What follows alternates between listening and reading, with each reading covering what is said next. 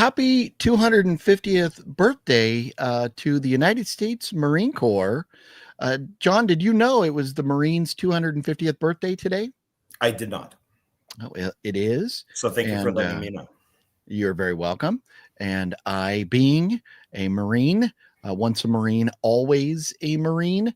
The phrase Semper Fi means always faithful, always loyal, meaning we will always, if the Marine Corps calls me when I'm 80 years old, guess where I'm going, buddy? We're going. And it's whether it's to serve my country or to serve friends, family, loved ones. That's how we roll. So I'm gonna we'll hang the flag. I gotta get it. There we go. Right there. We'll just put it right there. But in addition to the Marine Corps being 250 years old today, the OGP / John Ward Horror Movie Monday experiment is 35 weeks old today. This is our 35th week together. Wow. How time flies, right? I mean, yes. 35. That's a lot. We've been doing this for a while now. It's been a lot of fun. And, time flies when you're having fun, right? Oh, yeah. Always happy to be here. So how was your weekend? Oh, that's right. Today is Monday, isn't it? It was good. I went to on Sunday. Sunday. God. Sunday. Thank you. Tom Devlin had a premiere over at the Palms for his new film, Bloody Bluff. And so I went to that, and Joe Lujan was there, and Taylor was there, and Kilgore. And so I met up with the regular Joe people and also met up with all the Tom people too. So nice. I got us posters and things like that too. So yes, I am excited. I love a good Tom Devlin horror movie poster. So thank you for thinking of me there. Sure. Yeah. Bloody Bluff. It's about 70 minutes. It's a Sasquatch type of thing. It's a period piece.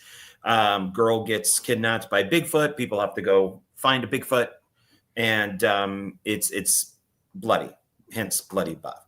So, very nice. Yeah, I like. Now, is that currently available to watch, or do we have a release date, or do you know? No, right now it's just festivals. Okay. So I'll show you something to look forward to in the near future from the wonderful human being and a very talented human being, Tom Devlin and company. And man, I'm telling you, last week, Tom was playing at the Double Down Saloon while we were live on Horror Movie Monday. He is doing a lot of stuff. So very cool guy. Yeah. And so I got us each a poster. So this is one that I got for both of us, which is the poster for the festival. Very nice. I love that artwork. Stuff on the back. Oh, very cool. So you can see all the different films that were there. Yeah. And it's got the schedule, feature films. Tom's movie ended the festival. So his was the very last one. And then I got, this is your poster. So I figured I would show this one. Your poster has all the same signatures as mine does. And then Tom signed it right here. Philip. Oh, very nice. Yeah, it says, blood is thicker than water. As you can see, there was water down here. Nice. And I did tell him that you were sorry that you couldn't make it. Next time, wish that you could be here. And he completely understood. So cool. And this is all cast and crew. So that's very nice. Well, thank you very much for doing that. I appreciate that. And then I got each of us one of these, and then I'm done. And then, so this is, I don't really know what exactly this is, but it's like a little, I don't know, kind of like a little postcard type thing for Bloody Bluff. Oh, yeah. What do they call those? The something card. Obviously, it's lobby cards. Yeah, it just said, like when the movie starts and stuff like that. And then it's a ticket. But they were handing these out. So like a commemorative. Very nice. Yeah. So you could just stick it right in the movie when you purchase it. Sweet.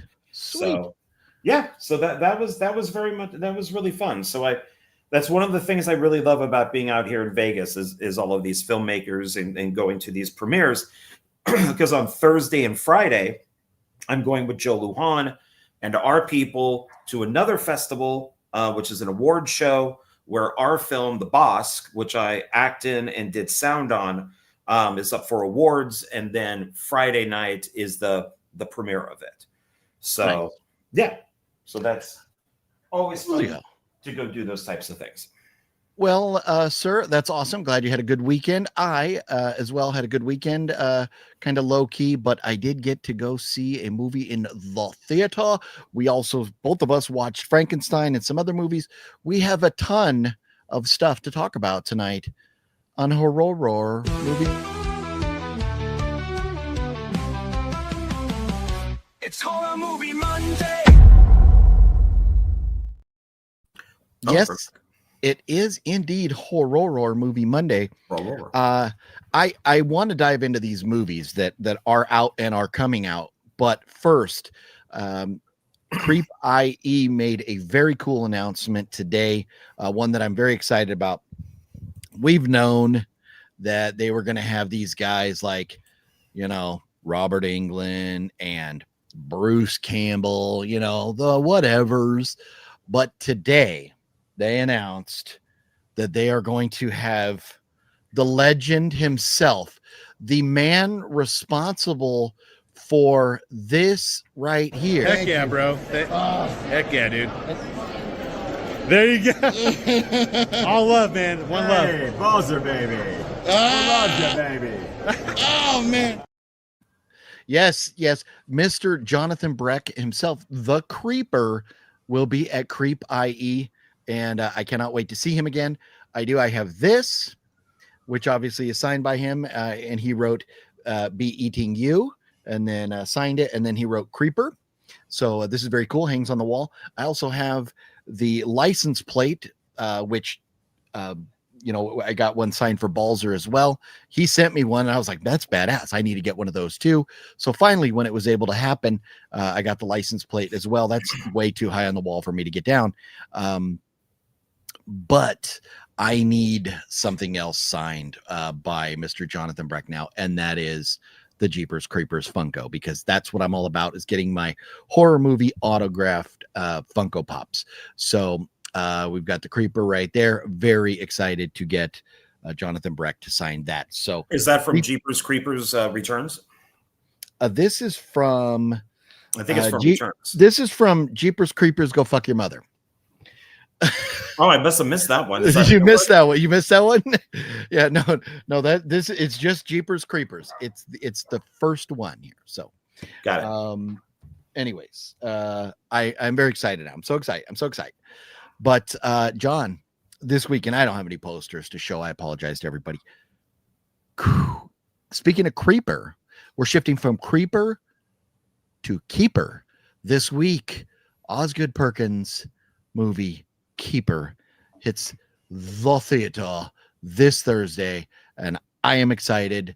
I will be seeing this in the theater. John, will you be joining me, or will you maybe in an alternate theater about 250 miles away from me?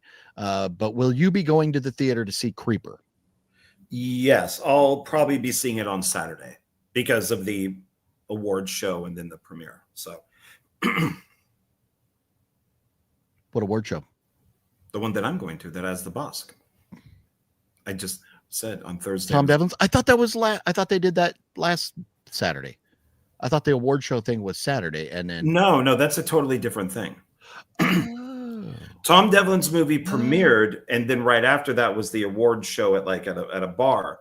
I have my own award show, which is Shock Fest, where the Bosk is up for like 5 awards. And then so that's Thursday, and then on Friday is the premiere of the Bosk that I worked on. Well, So I'll see it Saturday. Okay, cool. I was a little bit confused there, so my bad. So anyways, Creeper this week. Cannot wait. Also, yes. The Running Man is coming out this week, and I am a little interested in that. The trailer looks okay. Apparently, it's not like a full reboot. It's like just another movie in the same universe or something as the first one. So, what are your thoughts? Are you excited for the Running Man? I mean, Edgar Wright is good, so we'll see. I mean, it's I still don't think it's really the book, but that's okay. I mean, either is the Schwarzenegger one. Yeah. Well, we'll find out. And then also for anyone who gives a rat's ass, Now You See Me, Now You Don't is coming out this week. I'm not a fan of these movies. Have you enjoyed the Now You See Me movies, John? I watched the first one, didn't care for it, never saw. I think this is going to be the third one now, so I never saw the second one.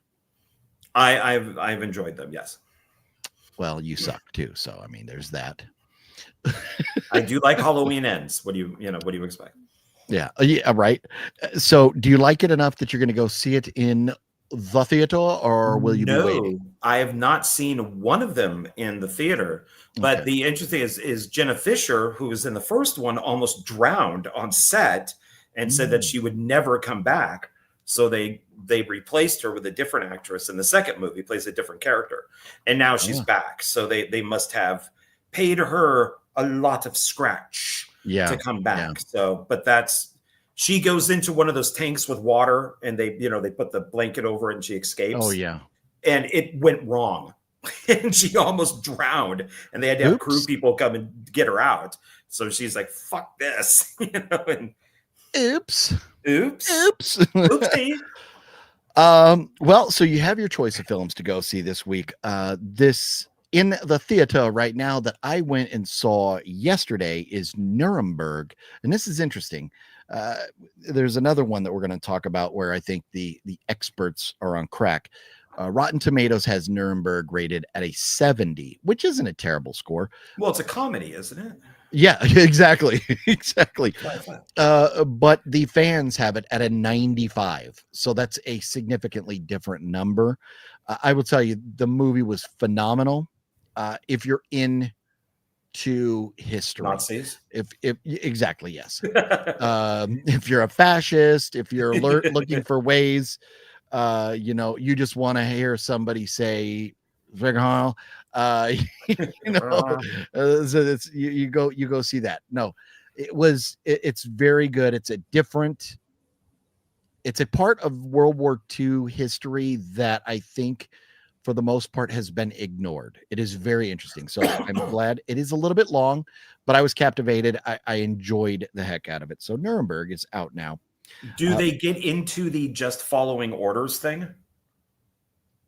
Oh yes. Yeah. Yeah. Okay, because that was a big thing that they let a lot of people go. Oh, you're just following orders. You're a sergeant. Okay, all right, fine.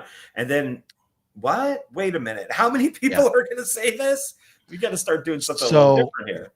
The story of Nuremberg is it starts off with I forget what judge he was, but one of the Supreme Court justices of the United States says we need to try these people, these Nazis that are still alive. We need to put them on trial because we don't need a repeat of World War I, where we just killed them all and it pissed off Germany. And 15 years later, they, started preparing to take over the world again. And they almost did the second time.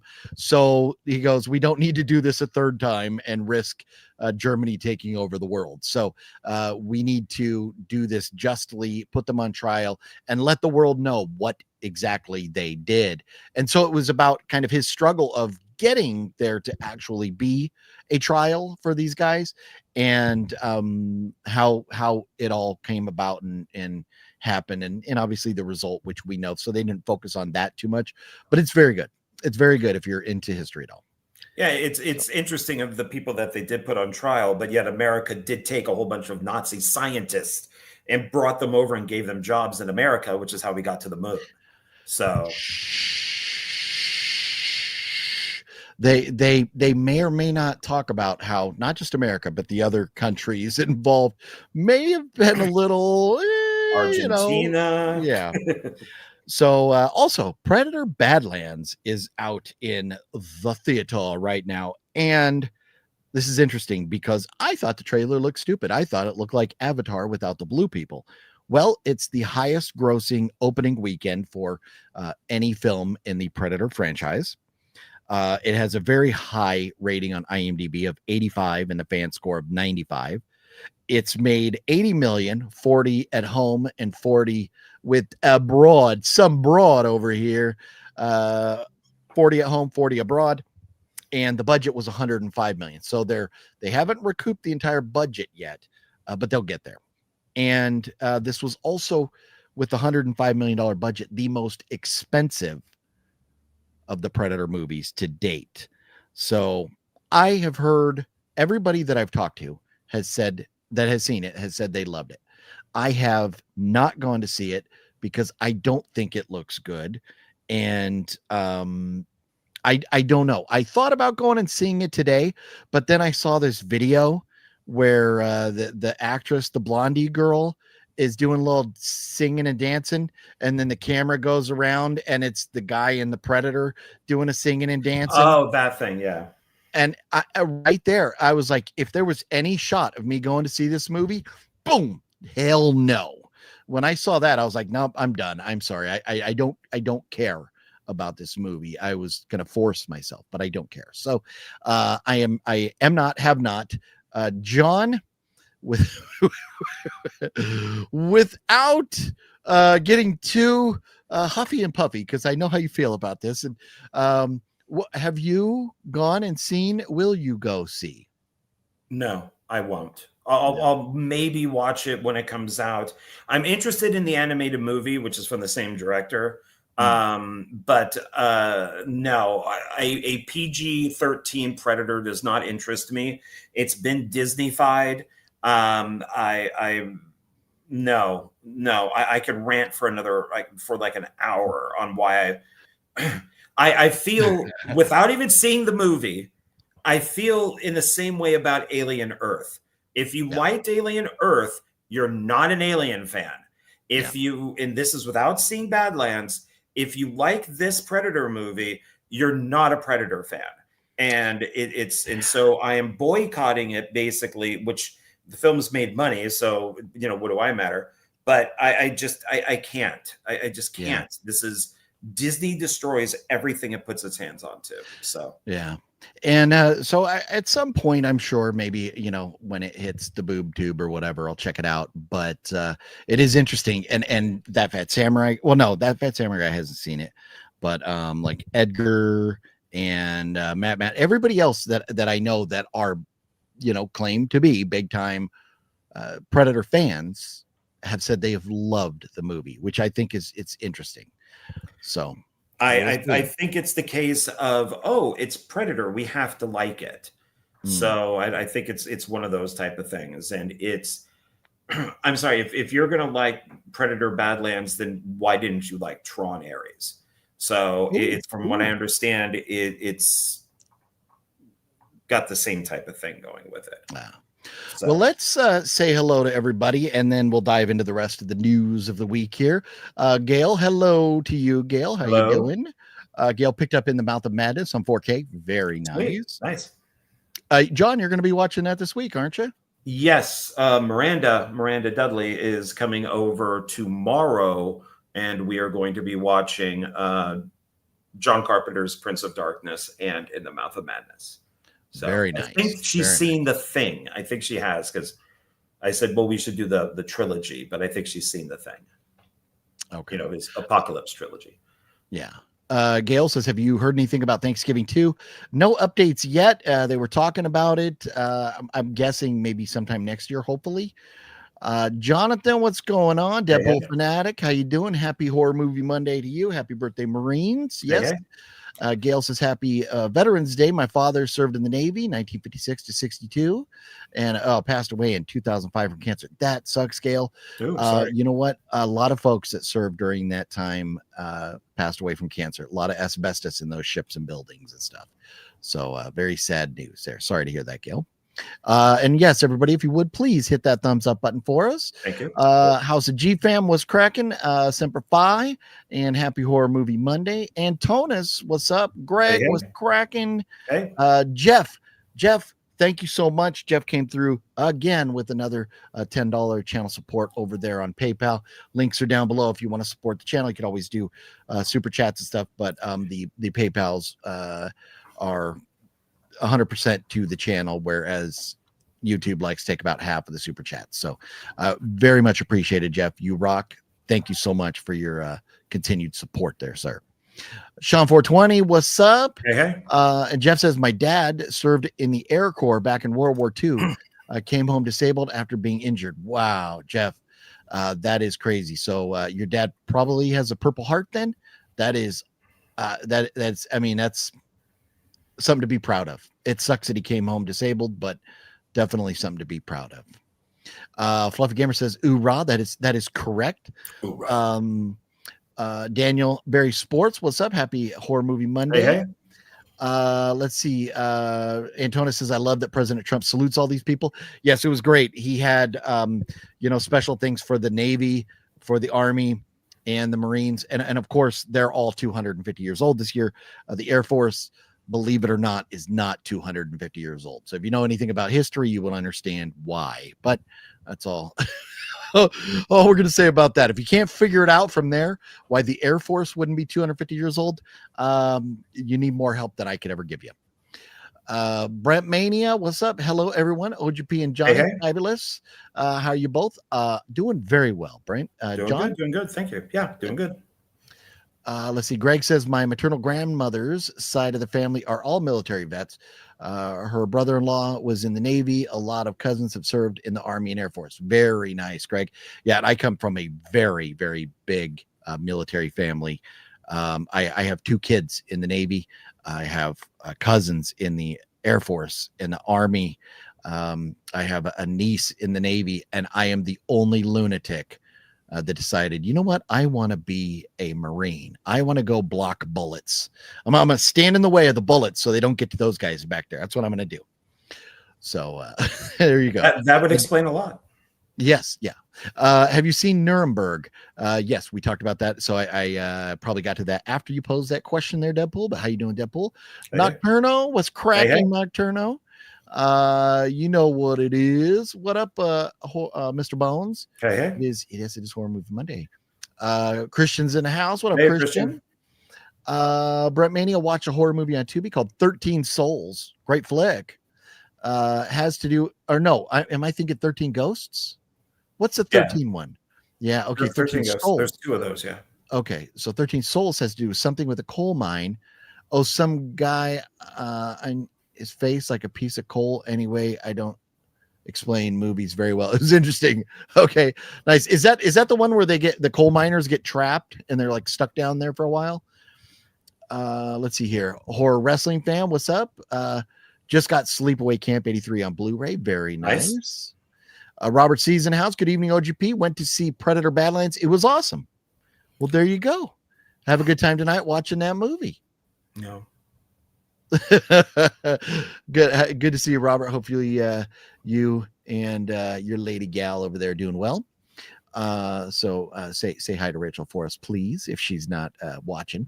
Nick B says, John, is the movie Trackman worth picking up? Seen your video talking about it. Trailer looks cool. Yeah, it's definitely worth picking up. Yeah, definitely. Nice. I would like to even see a sequel to it. So yeah. Oh, very cool. Yeah. I love when you got invited to Wet Movie One's live the other night, but why does he end them early? Yeah, Wet Movie One, he only goes live for like hour and a half at most. He doesn't have that level of insanity that I do. So Wicked Network was cracking. Hey. John hooked a brother up. Yes, he did with that poster. He definitely hooked me up, and that is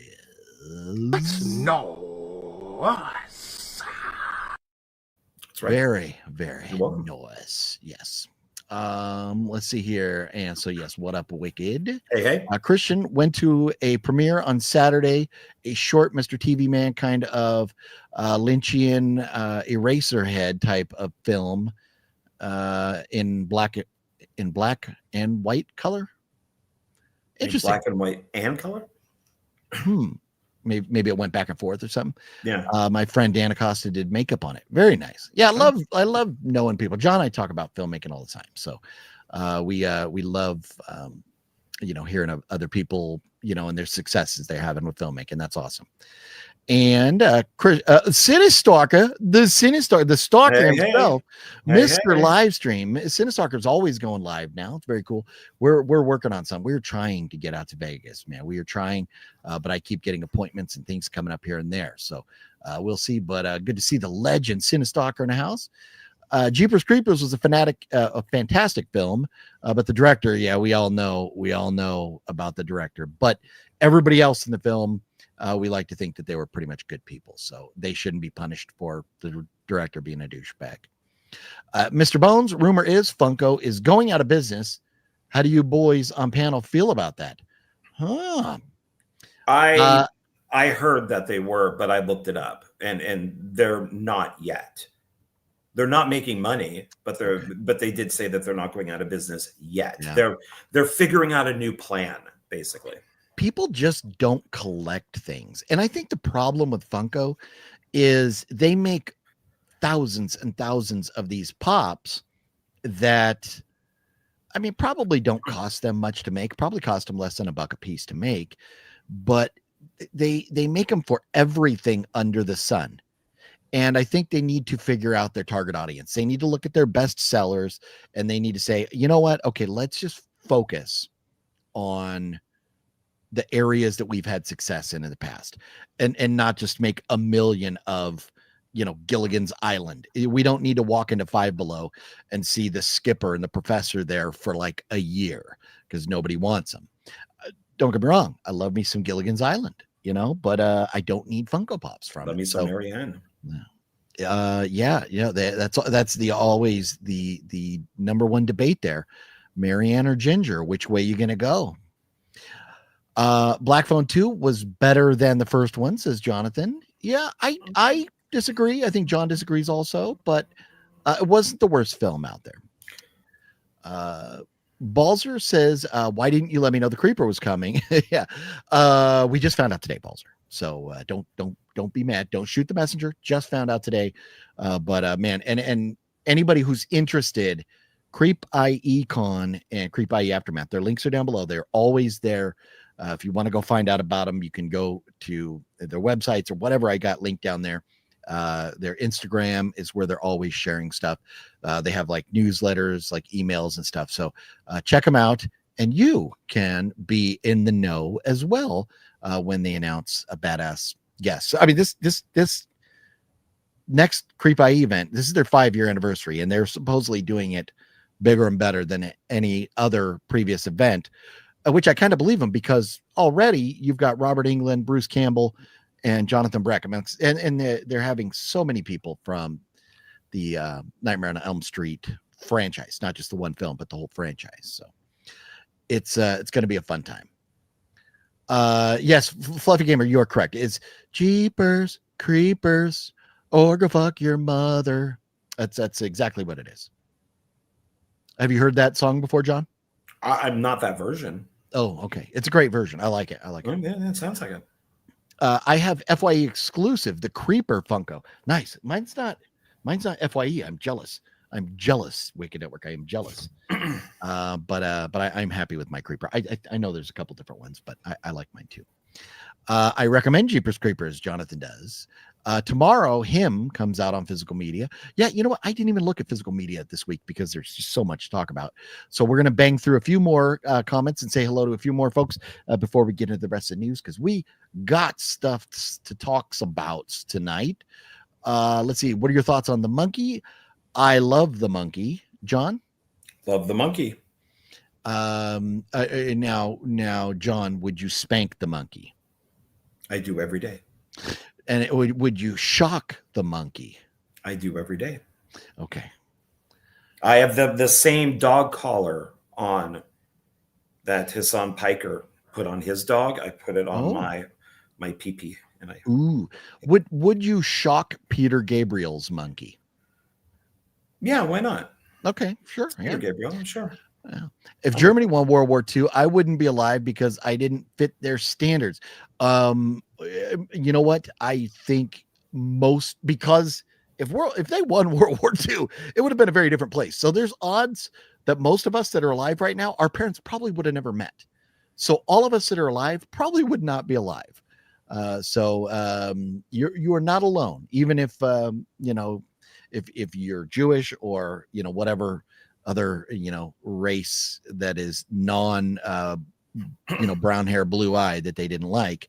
None of us will probably be here. Russia was the first to the moon.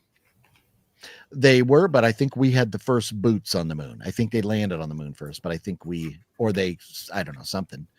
But that's okay. That's okay. We put the flag. Yes. I have no thoughts on seeing it as well. Looks dumb as fuck. Yeah, it must be talking about Predator, right? Yeah. Thoughts on Speak No Evil? Jonathan, I like both of them. I like the remake better. So, John, have you seen both Speak No Evils? I have not. Have you seen either Speak No Evils? I have not. I got to get better at this because this really deserved a. Yes. They're worth the watch. They're worth the watch. I've heard they're good.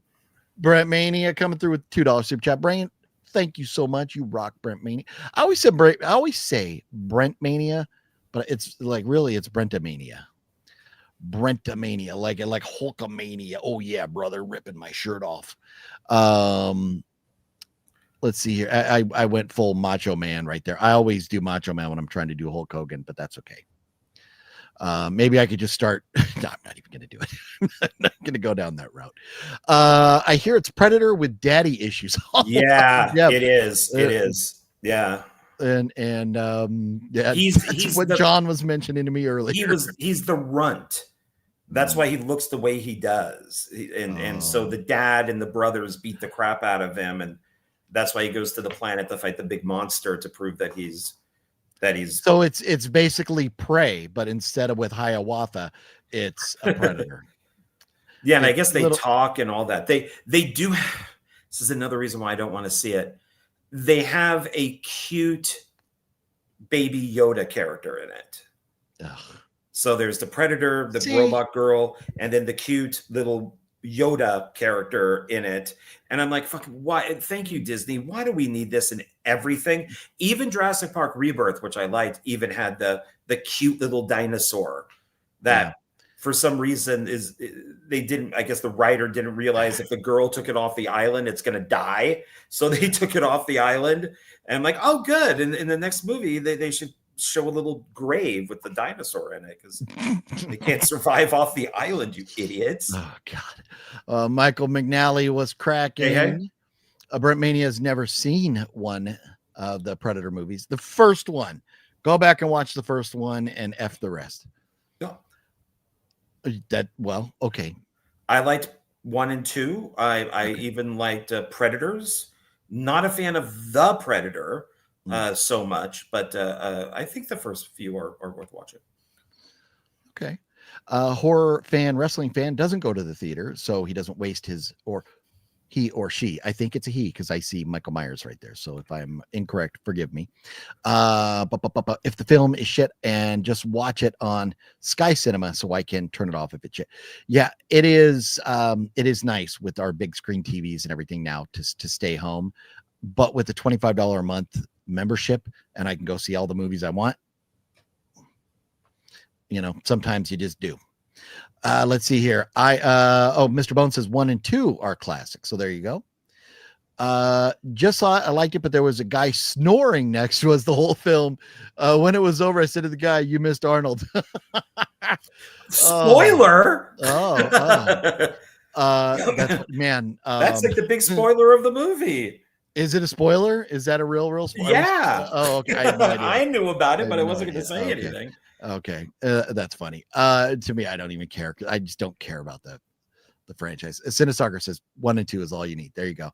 Nate in the Cosmos was cracking. Hey. Let's see here. Mario's in the house. Hi guys. I saw Black Phone 2 with my dad. We don't like it at all. Okay, well, you are leaning toward I always do that because I see you over there, but you are leaning toward the John Ward side of things, and I think John likes it less than I do, but it was slow. My grandpa was in a Korean War, uncle in Vietnam. Happy early Veterans Day. Oh, well, thank you very much, Cinestalker, and happy Veterans Day to everybody else. When is Veterans Day? I thought Veterans Day was last week. I don't know when it is. My grandfather terrible was day. at Pearl Harbor, and my uncle was in the Air Force during Vietnam. And on his when he was in hospice, he told me what it was like because he didn't like to talk about it. Most veterans of those ugly wars do not like to talk about that. Yeah. My dad was in the RAF, so I'm guessing the Royal Air Force, and he has had cancer, and so has lots of the men he served with. And to nobody's surprise, their medical records have disappeared. Oh, wow. Terrible. Wow. Yeah. You know what? It's not just the United States that has to deal with corruption. There's a lot of it around the world. That sucks. I got out of the military. I took my medical records with me. I got them in case I needed them. Yes, that's OG, the movie with the coal miners. Okay, right on. Oh, we are so far behind. Okay, we got to jump up here. I'm going to skip some. I apologize, everybody. If you got something to say that I haven't got to or don't get to, please comment again, and I'll try to get to you.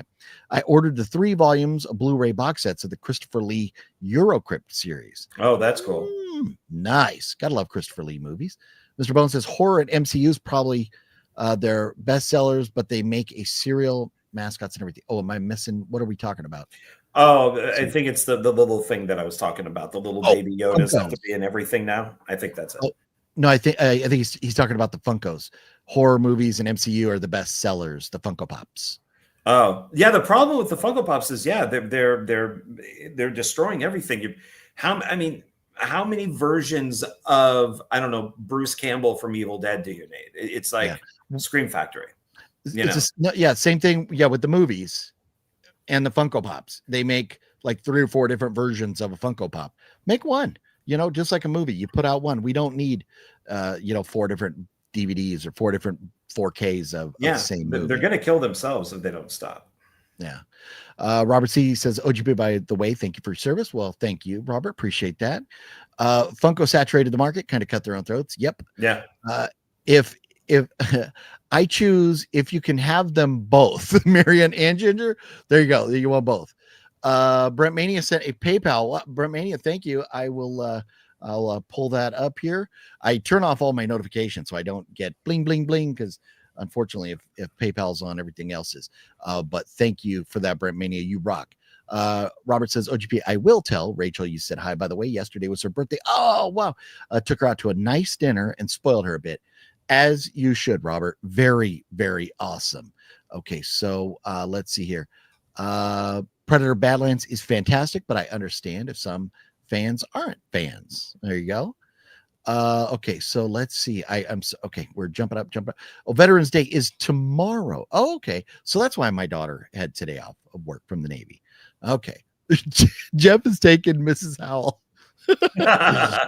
You're a dirty boy, Jeff. You are a dirty boy. Saucy. I got she is. She looks all frigid, but I bet she's a wild woman. Oh, hilarious.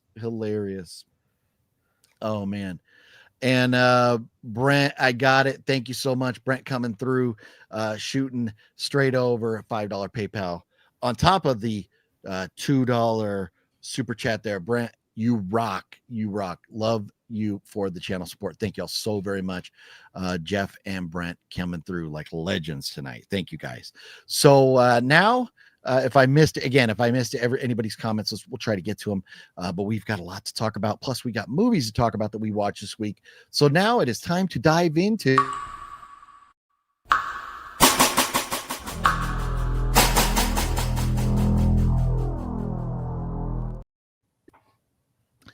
John. I have good news for you. You are going to be happy about this horror movie headline this week. Okay. Not only are we getting an Oz Perkins film this week, but Oz Perkins is actively currently filming his next film. Oh, wow. That is going to be called The Young People. It's going to star Heather Graham, Nicole Kidman, Johnny Knoxville, and Tatiana Maslany, Oh who my God, is that's She-Hulk. she's also in She's in The Monkey. She's the mom. and I think she's also going to be in Keeper. I think she's in Keeper as well too. She might now be one of his regular people. Like his She's a go-to. good actress. It's just She-Hulk was awful. Yeah, she is his Sherry Moon zombie. At least she can but act. she can act. Yeah, there you go. So very excited. That should be coming out in 2026. Nice. So man, Oz Perkins on a roll. Something I liked the movie Orphan. I liked the Orphan 2. They are filming Orphan 3. Isabel Furman's like 75 years old now. How is she going to be playing? She is coming back to play the orphan again. So I don't know how they're going to do this. How are they, unless they CGI her age and make her look younger, which is, it never works out well. John, are you a fan of the Orphan films? Yes, I like both of them, but I like the second one better. Oh, interesting. Okay. You know, the second one, I do think the second one is better, but she just looks so much older. And the second one, it's a little hard. It's one of those things where you kind of have to forgive, kind of like Shawnee Smith in Saw X. We're going to pretend you don't look like 40 years older than you were in the first one. This is disappointing news to me. Why do we got to do this? Hellraiser is getting a reboot. They're writing it right now. Why do we need to reboot? Can we just make another one? Make a sequel? No, we got to reboot it. Well, I don't. I mean, the last one that they did, that was Hulu, so I don't know. I liked it. I liked the last one. Were you a fan of it? Yes, because it was the Pinhead was closer to what it is in the book or the short story. So yeah. Okay. Yeah, I don't do books. Books are not my thing. You know why? I don't know shit about fuck. But maybe you would know fuck about shit if you read books. Yeah, not if I'm going to read a book, it's going to be like nonfiction. Typically, there are books I like because I got the stack of all the Hannibal series and some Stephen King books. But for the most part, I'm not going to read a Hellraiser book. Morgan Freeman, this is good news, said he has no plans on retiring from acting. He intends on acting until the day he is no longer living. And that is good news for all of us because Morgan Freeman is a national treasure. Yes, he is. And then he will die and he will go on to do voiceovers for God. Yes. Welcome to Derry. Episode 3 is out now. John, have you had a chance to watch it yet? Yes. I got about 30 minutes through it and I was enjoying it. But I just had too many different things going on. So I still have to go. I'll probably finish it tonight. So far, thoughts on the series? Thumbs up, thumbs down. Where are you at? I am much more interested in the military part. I'm not a fan of the kids. Okay. I think Stranger Things has destroyed this type of thing. And from the original It with the kids to the remake of It to Stranger Things to the 2 Ghostbusters movies, I'm tired of all these Stranger Things kids and movies and TV shows that are basically Stranger Things. So I don't know what the deal with the kids is. Yeah, I don't. But the army stuff is getting more and more interesting. So I like that stuff. So I'll stick with it because of that. But don't care about. Okay. Yeah. I'll take the kids if you're going to give me a few kids that get like ripped in half and just obliterated. If you're going to do that to little kids, I'll take the kids. That's fine. I'll take the kids. It's been good. I've been enjoying it. I am with you. I love the Dick Halloran stuff. I love the military stuff. It's getting good. I am I'm not going to say it has me on the edge of my seat or anything, but I am looking forward to watching more. So I think that's a good thing. Hopefully everybody else is enjoying it. This is interesting. And everybody loves to pounce whenever they can. Whenever somebody who leans to the right does something that the left doesn't like, they love to pounce whenever they have their chance.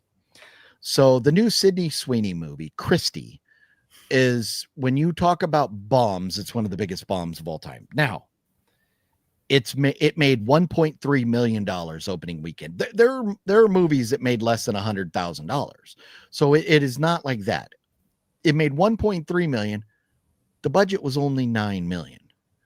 So it's not like they spent a ton of money. They didn't advertise the hell out of this thing.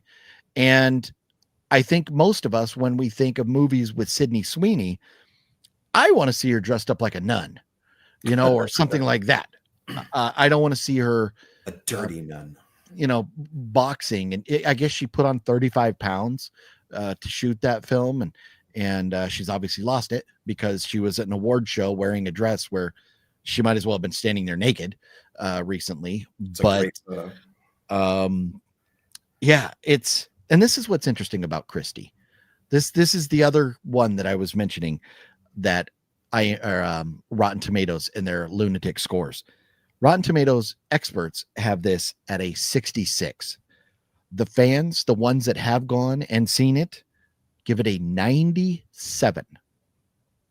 97. Because the 97 is Joe Blow. The critics ones, they're all left. So they're gonna purposely not destroy like her. And right now, she's getting a lot of crap from the left because of that interview that she did, where she shut down that reporter who just sat like this the entire time and would never look her in the eye. Her posture was horrible. Her face was horrible. I mean, it's like, don't criticize Sydney Sweeney in that. She was standing, she was very perfect. And this reporter was just all hunched over like she was freaking Golem. And the left doesn't like it because she won't apologize. Yeah. For no, and good for her for standing her ground, for standing up for her laurels. Well, and we've noticed this has been brought up with other people. If you listen to what's her face, like Hermione, and even Keira Knightley, that they pause a lot while they're talking because they're thinking about what to say, because it's like filtering themselves. Yeah, like they hear what the reporter says in the interview and they kind of calculate it. Like, if I say it this way, I'm going to be this. If I say it this way, I'm going to be okay. And then they say what they want to say. Yeah. And so far, they've been very smart about it. And I think Sydney Sweeney is a very smart person. I don't think she's she's dumb at all. I think that she's a businesswoman, and Oh, definitely. Yeah, definitely. Yeah. And she, I love, maybe one of my favorite memes of all time is when you see the girl that was doing the interview and it says, happy holidays, right? And then you just see Sydney staring at her and got like the Santa hat on. Phenomenal. It's so good. So there's that. And so the left is pouncing on it, but here's the thing. I just don't care about like sports or, Rocky is one thing. But we all knew Rocky was good if you didn't see it when it came out or whatever. The legend, everybody loves Rocky. A movie like this, maybe if it's someday down the road, if everybody's going like, oh my God, it's so good, you got to see it, maybe I'll watch it. But it's a boxing movie, a story about a woman I don't know anything about. I have no interest. I don't do like sporting movies. Well, it's her Academy Award movie. It's like Monster with, you put somebody beautiful in horrible makeup and they win the Academy Award. So what do? She gains weight and they put the makeup on her and she gets the crap beaten out of her. And so here's a beautiful person who now looks like crap. Let's give her Academy Award. Yeah. Before we move on away from the news segment, this is not horror movie related, but it is hysterical. This tells you how insane the state of California is now with the way law enforcement has these chains so everybody can get away with anything they want. A high-speed pursuit today started, I think, near Moore Park, which is like way north of LA. It was a woman in a stolen van. She was able to drive from north of LA 150 miles down and actually cross the border and get into Mexico. You're telling me between Los Angeles and San Diego, they couldn't put up a roadblock and stop this woman? They couldn't close the border and say, no, you're not getting across? That's it. That's it. All you got to do. You break the law in California, just drive to Mexico. You're fine. Don't worry about it. How does this happen? Only in California. That's amazing. So there it is. There it is. You want to go smash and grab. You want to do whatever you want to do it in California, because our government has the police on these leashes and they can't do anything about it. So I just thought that was hysterical. You can go look it up today. The high-speed chase happened earlier today. Yes. And Gavin Newsom running for president. And we'll see. We'll see. Yeah. This is the 50th anniversary of the wreck of Edmund Fitzgerald, or the Edmund Fitzgerald. What is the Edmund Fitzgerald? Must be a ship. Cryptomania. Is that? Yeah, it sounds like it, right? Yeah. Okay, so we already got that. Was there an Easter egg? Oh, okay. So no spoilers on the new Predator movie. We'll let everybody go see it. Oh no, haven't seen it. She's from Orphan Black as well. She-Hulk. That actress. Okay. Hellraiser already had a reboot on Hulu. Are they trying to rival TC? I don't know, Mr. Bones. All I know is that they said reboot. You know, it's a reboot. It's just insane. Is Clive Barker involved with the Hellraiser reboot? My guess is no. And he's not one of the writers. There's that much I know for sure. Love Morgan Freeman. Yes. Morgan Freeman. Yeah. He's like 150 now. Yeah, I know. Let's see here. He might be older than God. No, he probably. Maybe God should play Morgan Freeman. He probably created God. It's very possible. Yeah. Merry Christmas, not Happy Holidays. That's what we do in this household. But cartels run Mexico, so she's a dumb. Well, yeah.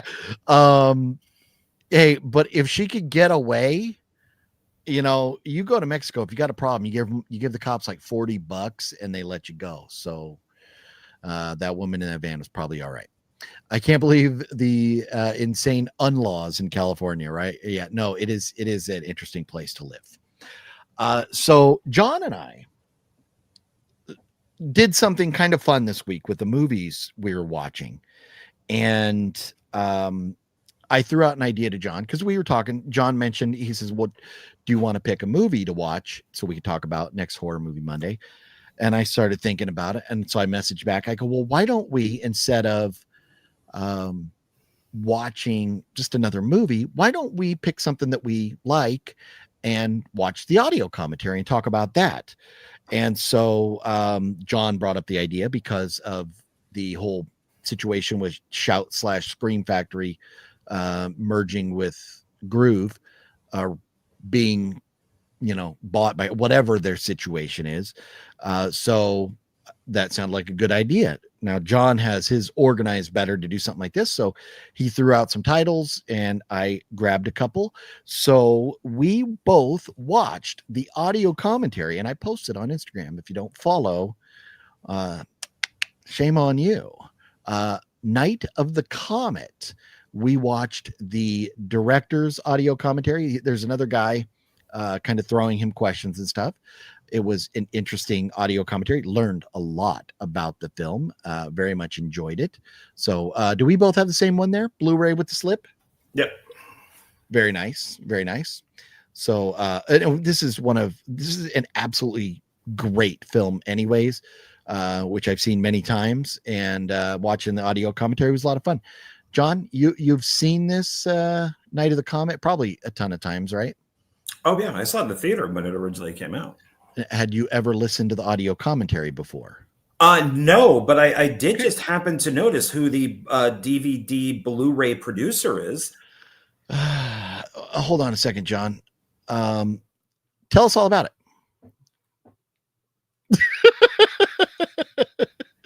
There you go. But we also watched the audio commentary from Hell Night with Linda Blair, who is a piece of work, and I think Tom DeSimone was in there, and I think Chuck Russell and Joseph Wolf, the producers, or was it Bruce Cone Curtis?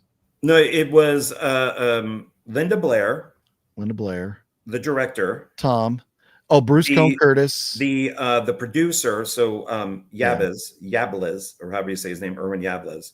So that's 3, and then and the cameraman, because they talk about his shots. They're just like, oh, I really like this shot. Yeah. Well, on the back right here, it says Bruce Cone Curtis as one of the. But anyways, 4 people in the audio commentary on this. So we're going to talk about these and our thoughts on the audio commentary, things that we learned and stuff. But before we dive into that, I do want to mention what we're going to do for next week. So for next Horror Movie Monday, your homework will be to watch, and I owe this to Gail for me being able to watch The Blob. This is, there you go. Oh, we have the same one of those, Blu-ray, right? Yep. Okay, very nice. So we're going to watch the audio commentary of The Blob, and I didn't look to see if there's multiple on here. Audio commentary with Chuck Russell and film historian Brian. So directed by Chuck Russell. So we'll do, if there's multiple, we'll definitely do Chuck Russell, the director. Well, yeah, because the one that sounds good is Chuck Russell, the cinematographer, Tony Gardner, the effects person, and Joe Lynch is the moderator. So Joe Lynch gave us Wrong Turn.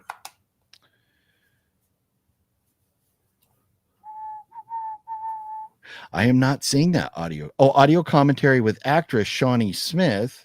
Oh, what does your back look like? Is yours older? Is yours a different version? No, same thing. It says right here.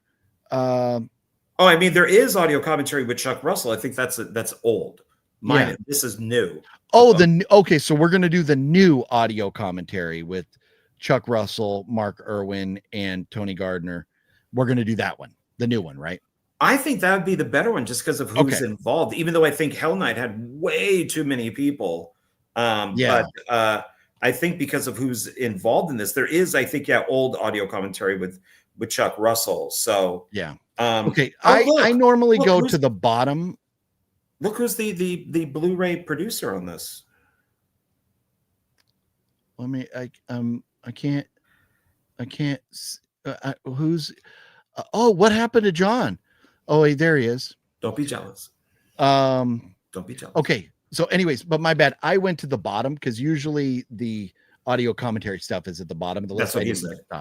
So, so The Blob, the Scream Factory release. We're gonna watch the new audio commentary off of that, and then I don't have the Scream Factory version. I just have the regular old DVD of Slither. I do need to upgrade. That is nice what you have there, John.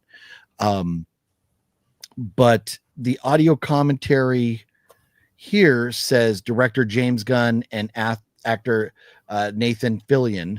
That is, we're hoping it's the same audio commentary on both of these, and that's what we'll be watching for Slither.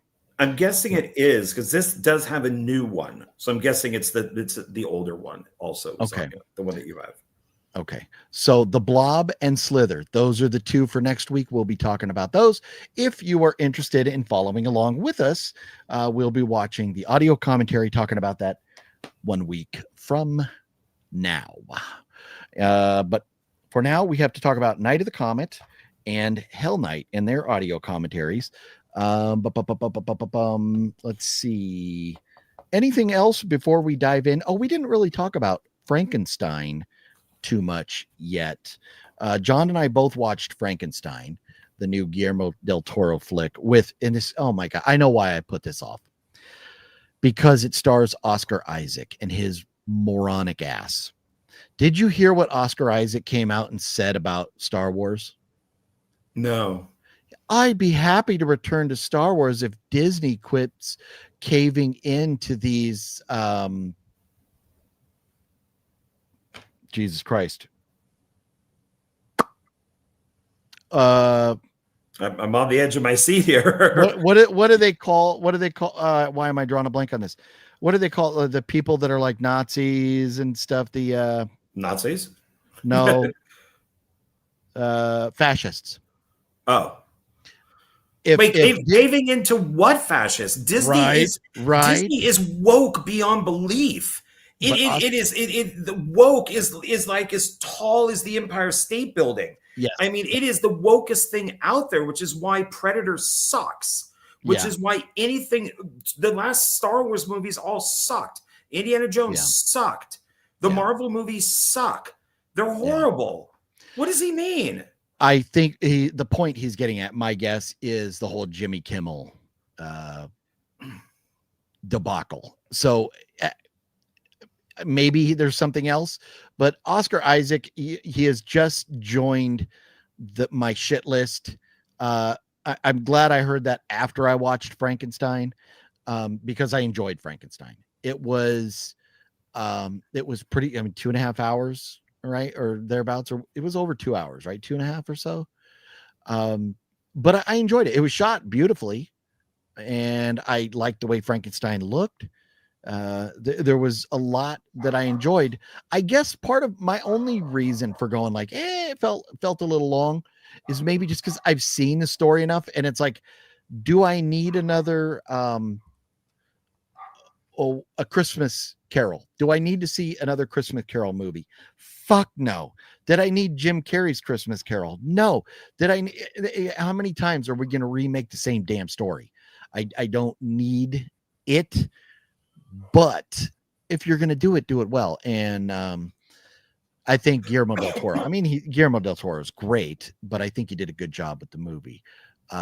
John, your thoughts on Frankenstein? It was fine. I've seen so many Frankenstein movies, and they're all different in some sort of way. And first of all, the character that what's his face? The guy who gives all the money. What's his face from Inglourious Bastards? Help me here. Yeah, I don't know. What about him? I'll see if I can find him. No, it's Jacob Elordi. Is that him? No. I don't know. Come on, man. Help me out here. I don't know. I don't know this guy. Come on, Christoph Waltz. Okay. Yeah, I wouldn't know that. I wouldn't know. You know who Christoph Waltz is? No, I wouldn't know that. Okay. Well, he plays the benefactor, and he's not in the book at all. Not at all. And so about a good 25% of this movie is not in the book. The book is much more violent and has the monster kills more people. It also has a dark ending, where this seemed to have more of a upbeat ending. So I thought it was fine. I thought it was okay. It's visually, it was beautiful. The acting was really good, and the effects were really good. But I would prefer to watch stuff like Frankenstein, the True Story, or Terror of Frankenstein, or like Boris Karloff was in Frankenstein 1970. I'd rather watch that stuff, or just Boris Karloff in Frankenstein. So it was fine. It was okay. Yeah, and everybody, if you don't know by now, John is the book guy. He wants to see it like the book. Me, I don't want to see the book, because especially if I've already read the book, I don't need to watch a story I know. I mean, if it's good enough, that's why we buy movies, so we could watch them more than once. But I don't, it was like going to see Nosferatu in theaters last year. It was fine, but I was bored out of my fucking mind because I knew the story. We knew what was going to happen. So it's just tough to watch. It's just like going back to A Christmas Carol. I don't need to see that same story over and over and over again. So give me something different. I want something different. Spice it up or change it a little bit. Put your spin on it, as a filmmaker. So I'm okay with it. But it's nothing I need to go buy or anything like that. But I'm not mad that I watched the movie or anything. So No, I mean, the length didn't bother me or anything, but it was just fine. no. Okay. The Blob, great 80s horror movie. Yes. And Yes. so everybody knows this is the one we're going to be watching next week is the remake. It's not the original. Yeah, the Chuck Russell one. Yeah. Larry, the Batman fan. What's up, Larry? How you doing? Wow, I haven't seen you in a while. Yeah, I'm at work this evening. Figured I'd drop by for a minute, say hi, wish John and OGP, everyone a blessed Monday night. Well, No, thank you. right too. back at you, Larry. Thank you so much. For a minute, I meant to say, oh no, well, I got your point. Daniel, what's cracking, Daniel? Randomly Hey. saw a video on TikTok, had you in it. Oh, and he's watching on your channel, John. So he's talking to you, and we've expected this, right? You have known that this was coming, right? Yeah, I work with a group of people. We do TikTok videos. I'm part of. There's 5 people that are always asked to do these because they really do well, and I'm one of them. I think I'm like the second person or something like that. And so yeah, we go out and do these, TikTok videos that are quite fun to do. So fake money and all that type of stuff. So yeah, I hope that you enjoyed it. So they're fun to make. Yeah, fake money, but you get paid real money for it, right? I do. I get paid for these. I get paid per hour. Nice. That is nice. Larry says it's hard to believe it's almost Thanksgiving already. Time is just zipping on by. It sure is, Larry. It is crazy that man, we're almost. It's I've seen Christmas commercials. I have seen houses decorated for Christmas, and I haven't done any of that yet, but I have been consuming eggnog on a regular basis. So it is, man, it is eggnog is in full swing right now. A Gold Movie, what's up? Poopy drawers, y'all. Yeah. I could care less about the new Frankenstein for whatever reason. It's not tickling my fancy. Yeah, well, there you go. I thought John and I mentioned it was shot well. It looked, visually pleasing, but I don't know. I was on the fence about it, but I was like, you know what? It's Frankenstein. It's Guillermo del Toro. I'm going to give it a shot. So, but I could kind of understand how some folks may just not care about it. Yeah. Disney is trash nowadays. Yes, you are correct, Wicked. HC coming through with the $4.99 $5 super chat right there. HC, you rock. Thank you so much. HC says, Happy Veterans Day, OGP. Thank you for your service. P.S. You and John should rewatch Unsane. I don't know, man. Hey, I love the super chats, and you don't know. I will forever be grateful for your support to the channel. But I think. Don't take this the wrong way, but I think it's going to take a little more than a $5 super chat to get me to, because I don't own the movie anymore. But you're a Marine. You should be able to sit through that with no problem at all. I mean, you've had to travel like in mud under, barbed wire and stuff like that. So well, yes, no, but that is where my Marine temper comes into play, and shit starts flying around the room, and I don't need to break my TV. I don't need to launch my can of Diet Coke through the screen because I'm so pissed off at the movie. Yeah, I think I liked Unsane better than you, but I don't really need to watch it again. No, there's no question you liked it better than me.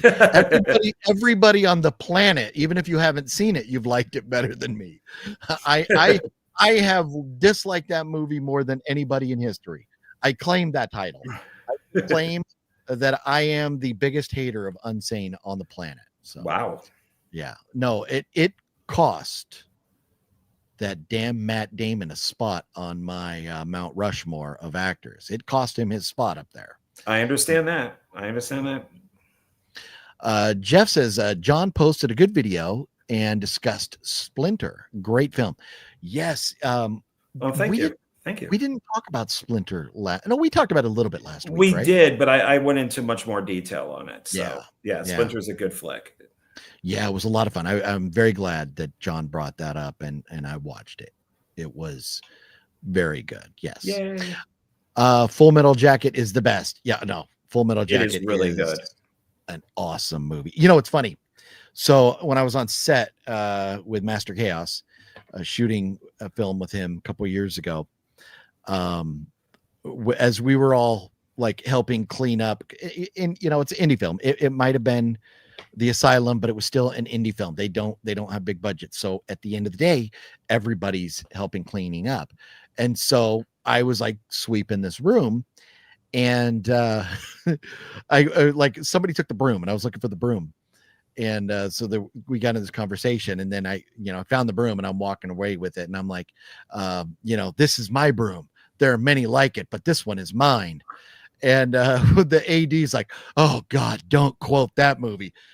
In my mind, I wasn't quoting the movie. I was quoting the Marines like rifle creed or whatever it's called. That is a real thing. The whole, this is my rifle. There are many like it, but this one is mine. That's a real thing. They didn't just make that up for Full Metal Jacket. But it was 30 years ago that I had to memorize that. And so I have forgotten most of it since then. So forgive me, but love Full Metal Jacket. Let's talk about Night of the Comet. And John, do you want to go into first one? I love this movie on just, we're not reviewing the movie itself. But this is a movie that on Letterboxd, I was kind of surprised. But I gave this a 5 out of 5. I gave this a 5-star rating. I love this fucking movie. It's a really good movie. What do you give this on a 1 to 5, John? I don't know if I can go 5. I can go maybe 4.5 and have it edge to 5. Okay. 5 to me is like Citizen Kane. So it's like boring. No. I get. But Night of the Comet, I love it. It's got the 80s vibe, the cheese, so much goodness. It's just such a fun movie. There's so much going on. Guy driving around in his semi truck, and then like bad stuff happens at his his mom's house, which we'll talk about a little bit. And then he runs off down the block. It's like, dude, you forgot your semi truck. Like, what's going on? But anyways, this is just such a fun movie. So he comes back later in a sports car. I know, right? Yeah. All dressed up as Santa Claus. So Night of the Comet. And so again, we're talking the audio commentary from the director Tom Eberhardt. And I noticed it's funny, in one of the alleys in this movie, there's a store, like a storefront sign, and it's named Tom, spelled THOM, like the director here spells his name. Oh, yeah, just caught that. They didn't even mention it in the audio commentary, but I picked up on that. So John, do you want to lead off with your thoughts on the audio commentary? I liked it. I liked the audio commentary. I liked that there was only 2 people. The director obviously is older, a lot older, with how old this film is. So I like that the moderator kind of kept him on, or moderator? Yeah, moderator. Kept him on track, kept him going. He also seemed to know a lot about the movie. So I did not find it boring at all. They just kept talking and talking and talking. I remember when this came out, I saw it in the theater. I think at one point I even owned the soundtrack on cassette. Something like that. I thought that they gave a fair amount of information, and they bring up like 28 Days Later, and 28 Days Later kind of did some of the same stuff with stopping traffic, or they green screened, because they could do that today. They couldn't back then, but green screen out traffic and all that. So I thought that was interesting that they talked about, we just had like traffic cops. And then they stopped the traffic, and then we would shoot for like a minute, and then, okay, let the traffic go. And then they would stop it again. So it was very interesting in saying that, the girls, of course, are soap opera actresses. So they could deal with shooting, 16-hour days, and they know all their dialogue. The one thing that I did find interesting, though, is that Robert Beltrane's name is first in the credits, which is the guy with the truck. And and he was eating Raoul, like they point out, he's Raoul. Oh, yeah. And of course, Mary, I always have a hard time pronouncing Catherine Mary Stewart. No, the head scientist, Mary Warnoff. Warnoff, I think is how you pronounce it. Yeah. She's, of course, married to Paul Bartel, who directed Eating Raoul. So I don't know if he was like a big thing, because when I turned on the credits, I was like, why is his name first when the girls are like from the beginning to the end? Yeah. He comes in later. Well, That's weird. yeah. But if where his status, Hollywood status was at the time, he just must have been. Yeah. I know him from Star Trek Voyager. He was the second in command. He was like the Native American. But that's much later than but that's the only thing I've ever known him for. Yeah. So but yet these girls, Last Starfighter, Fast Times at Ridgemont High. I mean, I can't name one thing he's been in except for Star Trek Voyager. Yeah. Yeah, it's interesting. And maybe it was part of the contract to get him in, as he wanted to be top billed. Yeah, maybe. Yeah. Hard to say. Okay. And I just, because I always forget the stuff, I made some notes of things that I thought that I found interesting about this. And one, at first, we got the same two producers as the movie Valley Girl, and it's like Tom, the director, Eberhardt, however he says, Ebart, his inspiration was Valley Girls at the End of the World.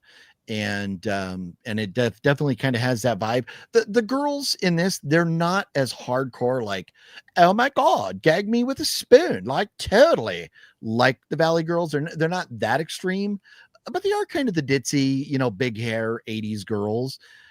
Who might be a little bit lost toward the end of the world without, some guidance from like a sexy Latino truck driver or something, who knows?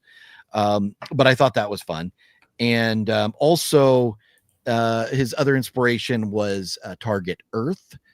He was, mentioned that. And that's like Target Earth. That's like 50. Oh, I got a picture of it. Throw it up down there.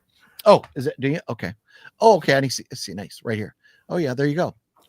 So I watched, after watching Night of the Comet, I thought I would watch the movies that he referenced. And yeah, Target Earth, it's a fun 1950s sci-fi movie where there are supposed to be 1,000 robots invading the planet, and there's only one. But they go, look, there he is down there. And then they cut to there. No, there's one down. And then it cuts to there. But it's the same robot over and over and over again. It's black and white. It's very low budget, type double feature type of thing. But it is fun. It's kind of like with Night of the Comet. It's got the two girls roaming around, the city when there was nobody in there. And this is the same thing. The girl wakes up. Nobody's around. She has no idea what's going on. She meets the guy. The thing that was interesting about this is we find out that she was going to commit suicide, and it failed. And I'm like, this is 1950. Wow. You see like a bottle of pills next to her, but she confesses to the guy that's holding her there that, she was trying to kill herself. And of course, we see her in a slip. Very risky for 1950. But it's a fun film. It's on YouTube. It's black and white, or you can get the colorized version. So if you like old black and white, cheesy sci-fi movies, I would recommend Target Earth. It's fun. So nice. And I could see where he got his stuff. I also watched right afterwards the Twilight Zone episode that he refers to, which is called Where Is Everyone? Or Where Is Everybody? And same idea. A guy wanders into a town. Nobody is there, but it looks like they just left. And there's, of course, this Twilight Zone. So there's a twist. I won't tell you what the twist is. But it's this. I can also see how he was influenced, the writer-director from these films. And, of course, Valley Girl. I mean, that's, with starring Nick Cage. So. Oh, yeah, that's true. I forgot that. Yeah. Yeah. I did like how it reminded me of John Carpenter's Halloween, where in Halloween, the car in the driveway is John Carpenter's real car, where there's a Mercedes-Benz sitting at a stoplight, abandoned, in Night of the Comet, and it's the director, Tom Ebhart's. It's his car, his own personal car, left sitting there at stoplight. I thought that was cool. That's the type of thing when it's a lower budget film, even though the surprising number of only $700,000 to make this film, it's not low to, you know, most of us, but in the grand scheme of filmmaking, 700,000 even back in the early 80s was nothing. And then I love what they talked about with the zombies, was that they were like a last minute addition because, you know, the girls, if everybody else was just gone and the girls were just walking around, there was no danger. And they wanted to add something rather than these girls just walking around lost. So you add danger by having these like zombies and the zombie cops and stuff. So I thought that was interesting, finding out that it wasn't last minute addition to the film. It was a last minute addition to the script to make for some more conflict in there. So that was kind of cool. And how, because they were on such a tight schedule with the shoot, that in the film, they used, like he said, like 99% of the footage that they shot is in the film. So it's, you know, like most indie filmmakers, you're not shooting footage just to shoot. You're shooting what you have time to shoot and you're moving on. So the fact that they were able to use most of it speaks volumes to their lighting and their camera department, that they were actually, you know, all on point there. Oh, and then they mentioned the one shot I did think it was really cool that they talked about was how, because of indie film, like the cameraman, he's going to be responsible for the camera. He's going to take that camera home with him. So we took the camera back to his hotel room and then like woke up in the morning and saw this gorgeous shot of LA, because he was up on a hill, and this big old panning shot of the city of LA. And then he put his red filter on to make the sky look red and everything. I thought that was really cool. And to me, it just goes back to the indie filmmaking aspect, where your cameraman's taking the camera home. You know, you don't have like, you know, places just to leave everything, or you know, security on set stays there and all that. No, you're taking that stuff home. So I thought that was interesting. And I think it was funny. So when the one girl, Kelly, goes into the dream with the zombie cops, you know, the zombie cops are great, the shock value there, but then it's like the double dream. And I loved how they were talking about people going, what is she going to take a bath in the sink? You know, because she's getting undressed and it's just a sink. There's no tub or shower or anything. And so he's like, yeah, people in the theater, because he did mention he went to the theater a lot to watch it, to hear, you know, people's reactions and stuff. People were going like, what is she going to take a bath in the sink? Which is very funny because, I mean, there's a lot. You go, if you ever take road trips across country and stop at a truck stop, you go in these truck stops, and in the bathroom, these truckers are in there shaving and like with their shirt off, and they're basically bathing in a sink. So it just, that made me laugh a little bit. And then the comment about when they were shooting the Mac 10s, they got the guns and they're just shooting, and they kept jamming. And then because they kept jamming, they came up with the line, well, Daddy would have got us Uzis, you know, just to kind of, you know, to make it work with the justification of like not finishing off the clip or whatever. But it says a lot about who they are too. You know, Daddy would have gotten us Uzis. Exactly. Yes. And I thought it was cool too, because I know in indie films, we all do stuff like this. The truck driver guy, when he goes back to his mom's house, all the pictures were like the director's family members and stuff.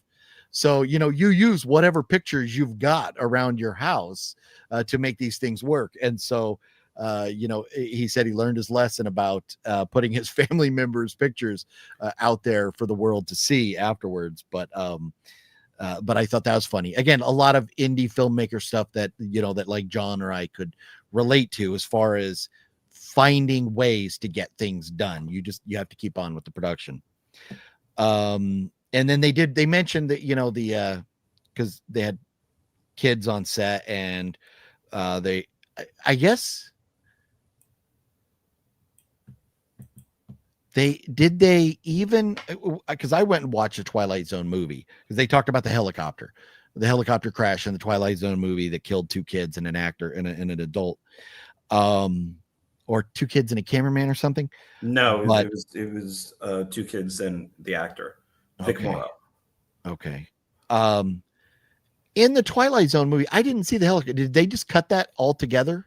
What? I didn't see the helicopter at all. You can find the footage, I think, on YouTube, because what they would always do is they would show like a really far away shot of the helicopter going down, or it would just be stills because Landis kept saying lower, lower, and it was a camera helicopter, and they were blowing cans like almost like gas cans up in the air, and the gas cans, and he lower, lower, lower, and the can hit the propeller, and it went like that. So the footage that you actually see, the kid and Vic Morrow running, and the helicopter goes down, and it just cuts all their heads off instantly. Wow. So what they did was they made it where Vic Morrow's character, who's the racist, is now going to Auschwitz. So instead of saving the 2 Vietnamese kids, where before, he would make horrible racist comments, he is now in the place of a Jewish person, and he's going to go to Auschwitz, which was not Vic Morrow because they had to shoot it after he died. Yeah. So that's So but you can see that footage. So when the director talks about the helicopter that lands, he talks about the person going out, going, turn it off. Yeah. It's not going to keep spinning because you had the actor, you had 2 kids there. And it's just like, we're not going to have a repeat of what just happened. Yeah. So they had to bring in big fans to make it look like the wind was blowing from the helicopter. Yeah, that's kind of cool. And I mean, there's other stuff I can mention. I don't need to. And so he was saying in his original script, in the like department store scene there with the scientist or whatever, that Kelly's character dies, and originally she wasn't supposed to come back. So I did it was kind of interesting to hear him talk about that and why, why she came back and stuff. But her, being dead, or pretending to be dead in the trunk of the car was pretty funny. And then also it is very funny that, they put the Mexican guy, the truck driver guy, they put him in the Santa suit because they thought you were going to see a lot of Christmas decorations on the buildings around town and everything, which you don't see any. But because they were shooting close to the holidays, they were worried. So they're like, throw him in a Santa suit. So it's just very interesting how throughout the filming process, there was so much that they were improvising and things that they were doing, to get it done, that just made it very enjoyable. And so highly recommend Night of the Comet. If you've never seen it, highly recommend the audio commentary with the director and whatever the other guy is. Just, it's like, just like a film fan or historian. Yeah. So Night of the Comet, there you go. Yeah. And then Hell Night. Well, John, no, hold on. Okay. Hold on. Sorry. Put up now throughout the audio commentary, they keep talking about Wayne Crawford, and he's one of the producers. He is Jake Speed. This is one of the biggest Raiders of the Lost Ark ripoffs ever made. Oh. So he was a producer and actor and everything. So if people do go watch this movie and they watch the audio commentary and they keep hearing about Wayne Crawford, that's the Wayne Crawford that they're talking about. So, which I found to be funny is I'm like, are they talking about actual like actor Wayne Crawford? And yeah, it's them. So, nice. It's this guy right here. So I just found that funny. I also like, the director does refer to books like I Am Legend, and which is the grandfather of all these movies. If you don't have I Am Legend, you don't have Night of the Living Dead, you don't have The Stand, you don't have all these things, all because of that one movie or one book. And then, of course, you could put along with that also like The Last Man on Earth with Vincent Price, or even The Last Woman on Earth, which was Roger Corman, The Omega Man with Charlton Heston. So it's great to hear him reference all of these. One of the things that I found to be funny, and I did look for it, but I couldn't see it. You can get rid of this now if you want. Here, okay. Yeah, there we go. Are the zombie window washers. Oh yeah. That so while they're filming, the DP figured, well, they'll be out of focus. They're so far back that and it was two guys actually washing the windows. And so somebody caught it and said, wait, there's zombie window washers up there then. Yeah. And so that's been a thing ever since. And I did get up to the TV and I'm kind of looking around at different spots. I didn't see it, but the moderator did. And so after they talked about, because when they talk about it, it shows up, I don't know, like 10 minutes later or something. And then maybe, I don't know, about 2-3 minutes after you see the zombie window washers, he brings it up again and he goes, oh, I saw him, but he's like, I didn't want to mention it right then. But it's they're the window washers on a skyscraper that are going down. They're on one of those platforms that goes down the ropes down the building. And they're clearly there. If you're like looking at the movie and squinting and going, is that them? No, you're wrong, because when they're there, you see them. The catch is your attention is on the action, not the building. So it's easy to miss them. So, but it's very funny. And I did, because I was like actively looking for them. So, when it came by, I did notice them, but, and it's that's also nice. A funny little nugget. Yeah, I like that. And it's nice because when you get these interviews with these older directors, guys that have been around since the dawn of film, they tend to use film jargon. And I like that they're very old school, where you're getting somebody who's like 20 years old today, who's making a movie. They probably have no idea what these guys are talking about. So when they sit there and say, oh yeah, the DP who shot the LA shot from the, from his hotel room, he goes, oh yeah, he just put down sticks and shot it. And it's like, somebody young may not know what sticks are. And it's a tripod. That's all it is. They just call them sticks. I guess it's easier than saying tripod. But I liked all of that. And this is one of those films, I think, if you're interested in making movies, to watch it. So, because he does give a lot of information on what to do. And granted, this is not a micro budget movie or anything, but it's still, oh, okay. That's, like you said, the director's car. Then the director pointed out that one of the reel-to-reels was his. And he kept pointing out stuff. That's my lamp. That's this. That you have to do that. At times you have to use your own coffee maker or your own car or whatever it is. And so I thought that was very interesting. So I definitely recommend this. It has got a great ending, which I don't want to ruin because it's funny. And I've always loved the ending of this movie. So it's very, even the kids, like one of the kids in it is I guess it's the stepmom's actual son is one of the two kids, is the boy. So she came as a package deal. So Dolores, I think, is her name. And then she turns to dust at the beginning of the movie. But that's, I think, her son is what they say, that if they hired her, they had to bring in the son. So that worked out. So highly recommend it, you guys. You really, really should watch even just the movie.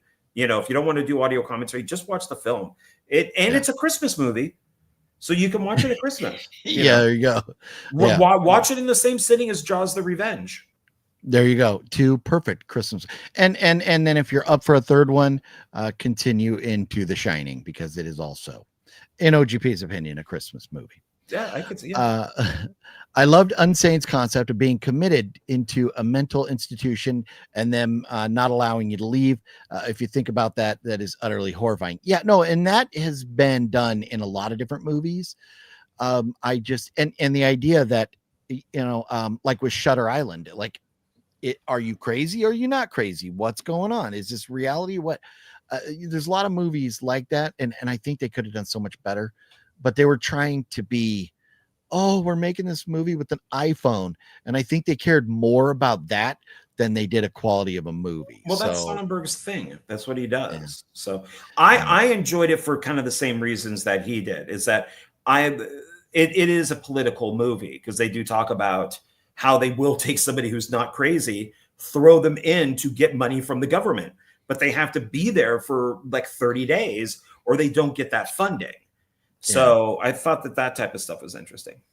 Yeah, it's like why you get punished for, you know, your kids missing school, because then the school doesn't get paid for your kids to be there. Yeah. What are y'all favorite anthology movie? Ooh, John, do you have a favorite anthology movie, John?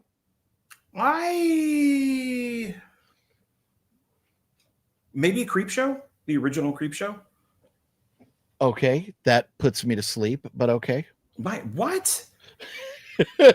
It's okay. It's okay. There's just a couple of the segments are just, you know. I mean, there's a few. The original Tales from the Crypt is really good. Yeah. I mean, there's so many good anthologies out there, but I think Creep Show is the one that stands out. I mean, even Tales from the Dark Side, the movie, I thought was pretty good. Yeah. Oh, and I kid. I wasn't trying to sway your. No, I know I'm not. No, it really did put me to sleep. I'm not even lying, but some of the segments are good. I mean, it's a good movie. I get it. It's just slow to me. It's one of those 80s. It's like Children of the Corn, where in the 80s. That's another one. I've seen that like 3 times. Love Children of the Corn. Too slow. I am trying. Why am I drawing? I can't. Oh, because God damn it! I am trying to find. I'm drawing a blank on the name of this fucking movie, and I can't believe that I am. And I am looking for it, and I cannot find it, and it's frustrating me. And forgive me. I know it's got to be coming up right here somewhere. No, God damn it. Okay, I can't find it. Apparently, I hate this. You go to John Carpenter's page, and it puts his body bags. Thank you. It puts his music listed, like finding his stuff that he's directed. Good luck on IMDb. But thank you. I couldn't remember Body Bags. I love Body Bags. You're a big Mark Hamill fan. I love Mark Hamill. I love his politics, everything about him. But no, I thought Body Bags is phenomenal. I love it. My favorite is the gas station segment, and you know, we have been to the gas station, and in fact, the house that was Mark Hamill's house in the, you know, that segment, I've been to that house too. So, meh. I know John hates that movie, but it's wonderful. I don't hate Body Bags. You hate it. Admit it. You hate it. I know. It's got a good soundtrack. You hate it? No, you hate it. It would have been interesting, especially with John Carpenter being like the Crypt Keeper in it. Yeah. If he would have continued that. Yeah. Yeah. I like that. I remember when that Twilight Zone incident happened. Yeah. I honestly, I didn't know about it until watching this audio commentary. So I had to go look it up. Masashi was cracking. How you doing? Hey. You're good. I mean, you know, we all got lives and things to do, but thanks for hanging out with us for a little bit while you can. And thank you for dropping that like, everybody. If you would, if you haven't, please hit that thumbs up button. Antonis' Trick or Treat. That's another very good one too. Yeah, it's interesting of what is considered to be an anthology movie, because like Trick or Treat it kind of moves along each story. Yeah. But something like Creep Show it has its breaks with like a creep keeper. Yeah. So it's a story, then you got a host, story, then a host. While Trick or Treat, you don't. It is just kind of one big movie, but with a bunch of stories. Yeah, but I think it still qualifies as a. Sure. Yeah. There are just different ways of doing it. Yeah. So, with that being said, let's talk about Hell Night and the audio commentary from this. So. Oh, you don't. I love. No, I don't have a slip. No, you bastard. That's just because you were blowing the guy that worked there, right? Let's see. Where's his name? The guy, is he on here? I don't see his name on here. No, it's right there. Blu-ray / DVD producer Cliff Macmillan, my buddy, one of the creators of Scream. Where do you even see that? It's way down at the bottom. It's right above DVD, where it says Scream Blu-ray DVD. It's right above it. Or In maybe the it's little just, teeny tiny writing? yeah, it's right there. It's Okay. And though in the little teeny tiny writing. yeah. Okay, I can't read that small. But I love Hell Night. It's a very fun film. It's one of my favorite horror movies of all time. I have a poster of it up on the wall that I would love to get Linda Blair to sign someday. But the more and more time goes on, the less and less I want Linda Blair's autograph. I have her autograph on Exorcist Funko Pop, and that may be good enough. Hell Night, I watched this and I loved it, but then once I learned that it was shot in Redlands, California, very close to where I live, it made me love it even more. The mansion, I've been to that mansion. I did a live stream at that mansion, and I've done a couple different videos at the college where all the students, were supposedly going to college. And it's a fun movie. It starts out great. It's this big party, and then you're moving to Hell Night is like a hazing ritual thing for these college kids, and they have to go survive a night in this supposedly haunted mansion that they don't think is haunted, and they set up all these things to scare them. But what they don't realize is that it really is kind of in a way haunted, and bad stuff begins to happen, and the movie all takes place in one night. And you got the 80s vibe, you got the cops that don't believe the kids because they're punk kids, you got the college, you got the pretty girls in slutty costumes and all that stuff. It's a lot of fun watch. I really love the movie, and the audio commentary did enlighten me about a few things of it that I was very interested. Even a conversation I remember having with Master Chaos a while back about the interior shots. Did they film the interior shots at that mansion in Redlands? And the answer is no. All the interior was filmed at another mansion in South Pasadena. So that I had always wondered that. And so I got that question answered by listening to this audio commentary. But the most noticeable thing about this audio commentary is how arrogant and egotistical and how much of a headache she must have been to work with. And that is Linda Blair. What a twat waffle. Like, I am sorry, Linda Blair, you were in The Exorcist, and a lot of people regard it as the greatest horror movie of all time. It's not because of you. It's because of the director. That's why it's great. It's a great movie. It could have been anybody in that bed. Yeah, you did a good job. And in Hell Night, you did a good job. Could have been anybody. And I get this. A lot of actors are like this, but I'm sorry. Linda Blair, she's never commanded that $15 million payday for a film. If she had, she'd be, living next door to our good buddy over here, Tommy, and she wouldn't be going to all these conventions. Are you talking about me? Yeah, we're talking about you, Tommy. Yeah. Look at that. I had a Tommy sighting and John almost missed it. Yeah, I was looking something up. But Linda Blair she just sounds like a pain in the ass, and she just loves to pat herself on the back, and she bitches. This reminds me, oh man, and it was a guy on set for Clown Motel Massacre that was, what a headache this guy was. Drama queen. Yeah. And Mr. Green Shirt. Linda Blair had to be worse than that. So, it's funny that they even admit in this audio commentary that they wanted her to pick out the actor that would play her opposite, because it's 4 kids, 2 girls, 2 guys. The guy that was going to be with her all night, they wanted her to pick him. So it was somebody that she would work well with. And she's like, oh yeah, because our chemistry to get, whatever. No, bitch. It's because you're a pain in the ass, and they want somebody that you pick. So that way you can't throw it in their face. So that way they can't bitch at you for putting you with somebody that you don't like. This way it's on you. So if you complain about him, you got to eat crow because you picked him. And she just didn't see that. So that was funny. But there's, again, I have a bunch of notes, but before I get into some of the things that I wanted to make notes on here about the film, I will let John give his thoughts, and then we'll as far as just the film, we'll give our scores. It's funny because for Night of the Comet, I gave that 5 stars, but Hell Night, I only gave it 4 stars. But Hell Night, I think I like better than Night of the Comet. If I had to put in one of the two, I would probably go with Hell Night.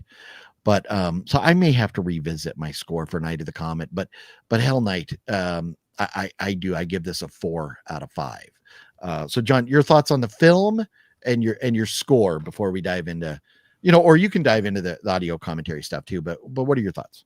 I like the movie. I remember when it originally came out. I have it as a double feature with Fade to Black, which is one of my all-time favorite. Oh yeah, great film. And this is the brightest that I've ever seen it, because I used to watch it on VHS, and it was from Media Entertainment, and it was black as hell. All of Media stuff was dark. Wow. And so it was nice actually seeing like a really good copy of it. It's 100 minutes, but I forget who it is in the audio commentary says they're happy with it, but they just don't know what they would have cut out. And I was thinking about that, like, okay, well, what would you cut out? And that's a good one. I'm just showing everybody the reversible artwork. Yeah. I like the original poster better with her on the bars, but yeah. And I'm thinking, well, that's true. What would you cut out? Because I like it. I like that it takes its time. I like that if they're walking from one door to another, we're seeing them walk from one door to another.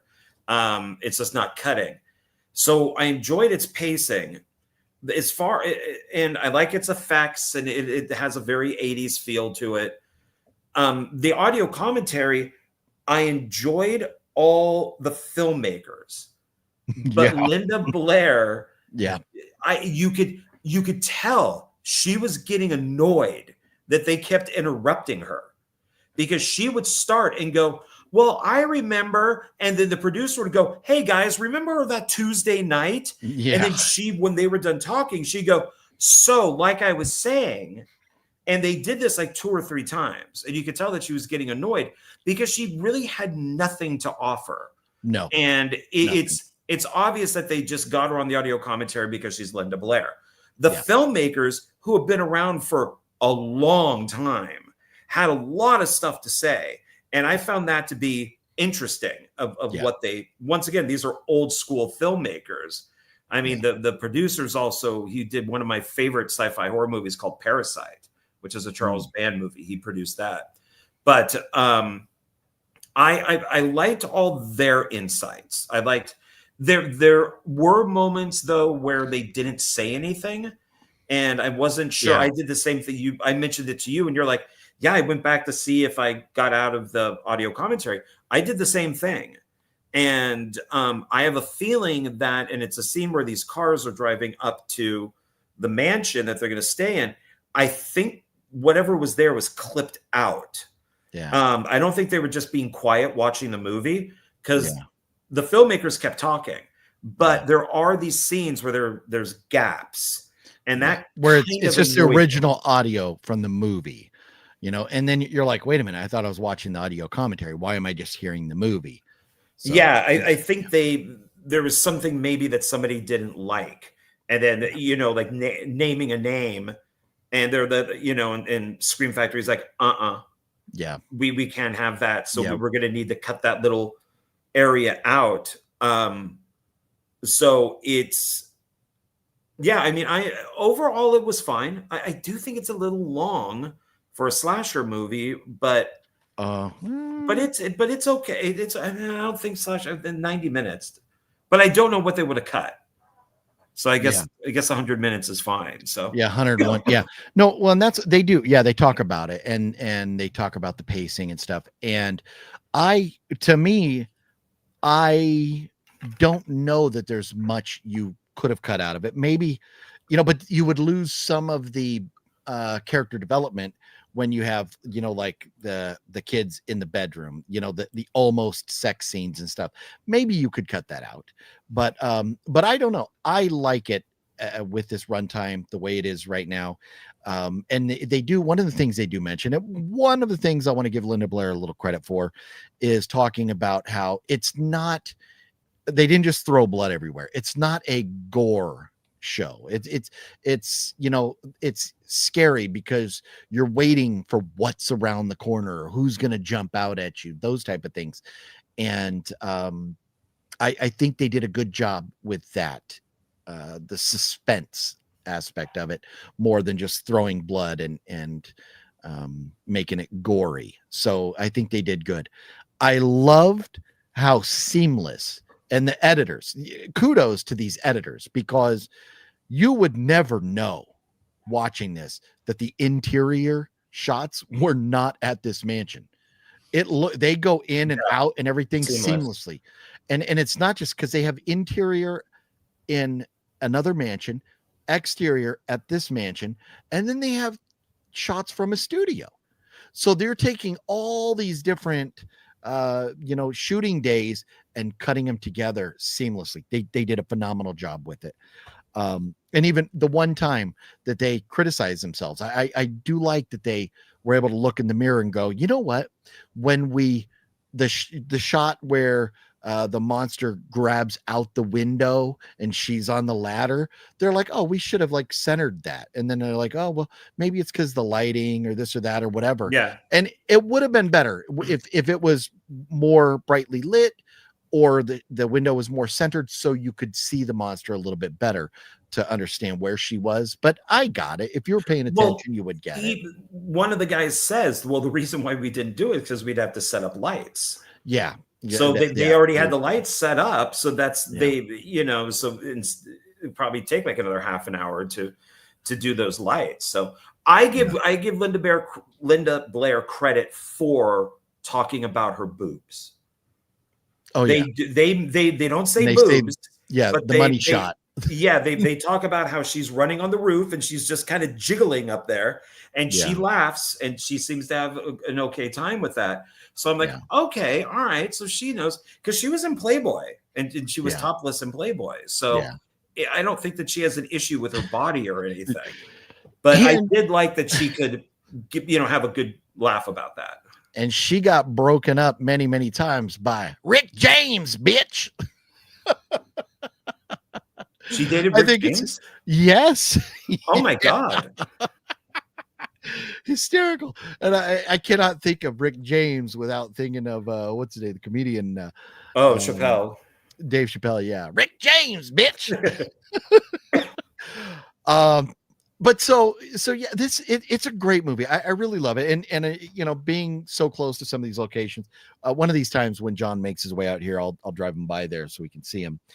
But some of the notes I have, that big scene at the beginning, right at the beginning of the movie, and this is right off the bat, you knew how much of a headache Linda Blair was going to be, because they talk about how it was a 4-hour setup for this shot, because they have this one long shot and you have all these different people coming by, and the choreography of all the actors and where to be and when, and the timing to get that all lined up right. It took them 4 hours to get ready.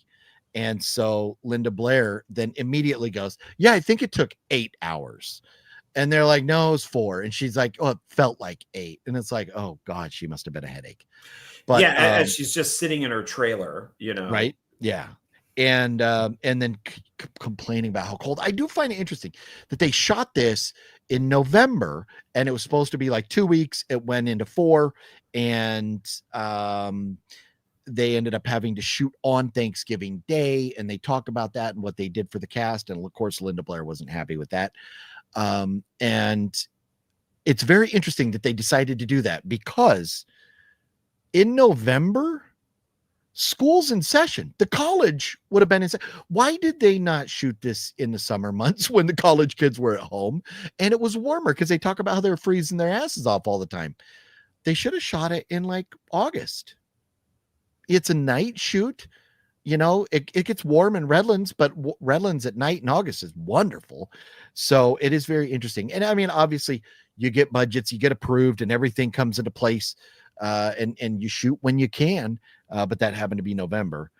And And so other things that I did notice that I wanted to talk about. Oh, the gate not being real. So it's funny because when I went to the house, I was looking for the gates that they could to climb over. And obviously I knew the gate that they crashed the car in wasn't either real or would have been replaced or whatever. But I was looking, I was like, where are these gates?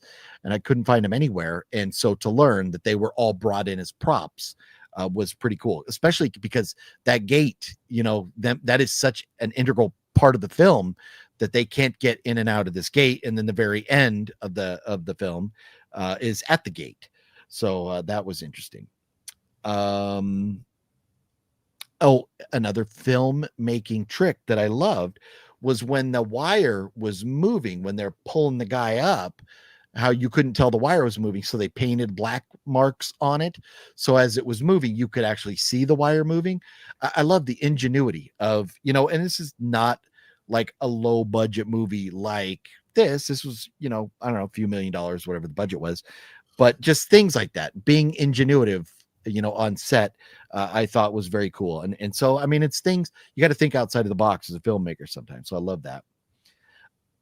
And then I don't have too many more notes, but the idea that when they were shooting the sex scene, that the guy, neither one of them wanted to do, the actors wanted to do the sex scene, and it's not a full nude. It's just, they're in bed and then they shoot like a shadow on the wall to make it look like they're having sex. But the guy, the actor, his girlfriend was on set watching him do this sex scene. How fucking awkward can you get? That man, I would have been like, not close set. Sorry. She could wait, outside with everybody else or whatever. But I thought that was very interesting, choice to have the girlfriend on set. And maybe it was just so she could sleep at night knowing that her boyfriend wasn't really having sex if she didn't know anything about movies or whatever. But I thought that was very funny. I do like scripts, right? No, that's just it. You can't complain about something that's in a script that you agreed to do. Don't come complain unless the script changes all of a sudden and somebody adds you sitting in a parking lot fucking a ham. That if that's added later on, different ball game. Yeah. So again, reference to Clown Motel Massacre, where Tom, the director, changed the script kind of behind my back and had things happen that I would have never had. And I was supposed to fuck a ham. Yeah. And my wife, who plays the ghost of Cynthia Darrow, he added a sex scene with her. Like, are you fucking crazy? My wife is one of the shyest people on the planet. There's no way in fuck that's gonna happen. These days I would fuck the ham. If we made I know, right? Yeah. Clown Motel Massacre now, I would actually do it. But just the idea that it's brought on out of left field. And I never heard about this ham. And then he's like, go to the store and buy a ham. Like, fuck you. What?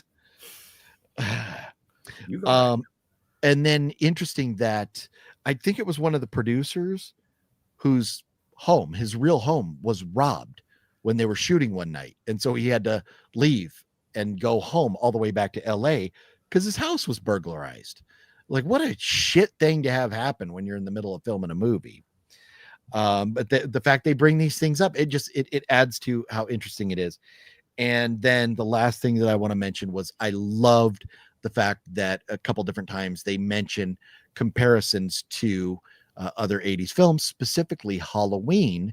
And they talk about the car scene and why at the very end of the movie, they shoot the car scene the way they did and not having, they did, Michael Myers in the back seat or, their version of Michael Myers. And they wanted this film to be different than just having Michael Myers or a supernatural being. And so I don't know if we're spoiling or not, but the beast and why, things happen the way they do in this is because it is different than Halloween. And they mentioned that. And I thought, I thought that's kind of cool that they were actually going like, okay, we understand Halloween's a great movie and we want to make a great movie, but we don't want people to think we're ripping off Halloween. So we're going to do things a little differently. I did love how they talked about that in this. So yeah, they were great. The filmmakers are great to listen to when they could get Linda Blair to shut up. Yeah, there were a couple times, maybe more than a couple, where she would say something and one of the guys would correct her. So it's, no, I was thinking with her saying 8 hours, like, oh, maybe she's just not remembering correctly. But then it sounds like the guy was correcting her, Yeah. But she was not very enjoyable on the audio commentary. I've heard things about her doing these audio commentaries, but I like the movie. I enjoy it. I do think it's a little long, but I wouldn't know what I would want to cut. I do like that you brought up that the exterior of the house is different from the interior, but I also like the cavern, the caves that are underneath the house. Yeah. I thought so. That's a whole other set. So that was pretty cool. I like I'll say killer in this. The guys were fine. So it was good. The guy who played Linda Blair's boyfriend was the actor from The Powers of Matthew Starr. That was a pretty big show. And then you have a Van Patten in there, like Dick Van Patten's kid, who did a bunch of stuff in the 80s too. So I don't really have a lot to say. I mean, I liked the movie. I thought visually it was cool. It was probably, I would think, maybe kind of a nightmare to make. Just not Linda Blair, but just the ghost goes here and this goes here. And we got the outside here, but then we got to film the inside, and that's 20 miles away. And it seems like this thing was just like, it would just be really difficult to make. Well, and that's, I will go back to a good Marine saying, and that is proper planning prevents piss poor performance. Your proper planning prevents piss poor performance, 6 P's. So that means ahead of time, you have to know every shot, and it has to be planned out where you're going to shoot it, when you're going to shoot it, and all that. I think the biggest headache would have been the continuity people that had to watch the candles to make sure the candles weren't burning. The candles for continuity, since it all takes place in one night. But they're, obviously movies are not shot in order. So they had people that had to move the candles, like, okay, well, this scene takes place at the beginning, so we need this. Well, now we're shooting a scene that takes place at the end, so now we'll go get the candle that's this big. Okay, now remember, we got to change it back to this one, because now the candle thing I would have never thought about until they mentioned it. And it's like, so then I kept watching the candles too. Yeah, and they did good. But I think if they didn't watch that, somebody would have noticed, like, oh, look, the candles are shorter here and then they're longer again or whatever. Somebody would have noticed. Yeah. The last thing that I want to mention on this, and as much as Linda Blair seems like a pain in the ass in person, she was a great actress. I don't know how she would do now, but in this, there's one scene that stands out to me above all the rest of this movie, and that's when the killer is coming and chasing Linda Blair and the guy and they go into, I don't know if it's a bedroom or whatever, and they close the door, and Linda Blair props the chair up under the door handle so he can't open the door, and then she kind of turns around, and then all of a sudden, boom, the axe comes through the door, or maybe not axe, but the fist or whatever breaks through the door, and Linda Blair turns around and screams right there, and then they start running toward the window. Her reaction to that shot was as good, if not better. I mean, I don't know about better, because man, The Shining is pretty tough to beat. I was about to say, where you going with this? Because if you go watch the shot in Hell Night, when that fist comes through the door, that hand comes through the door, and you see Linda Blair's reaction, it is amazing. It's brilliant. So her acting was phenomenal. I really give her credit for that.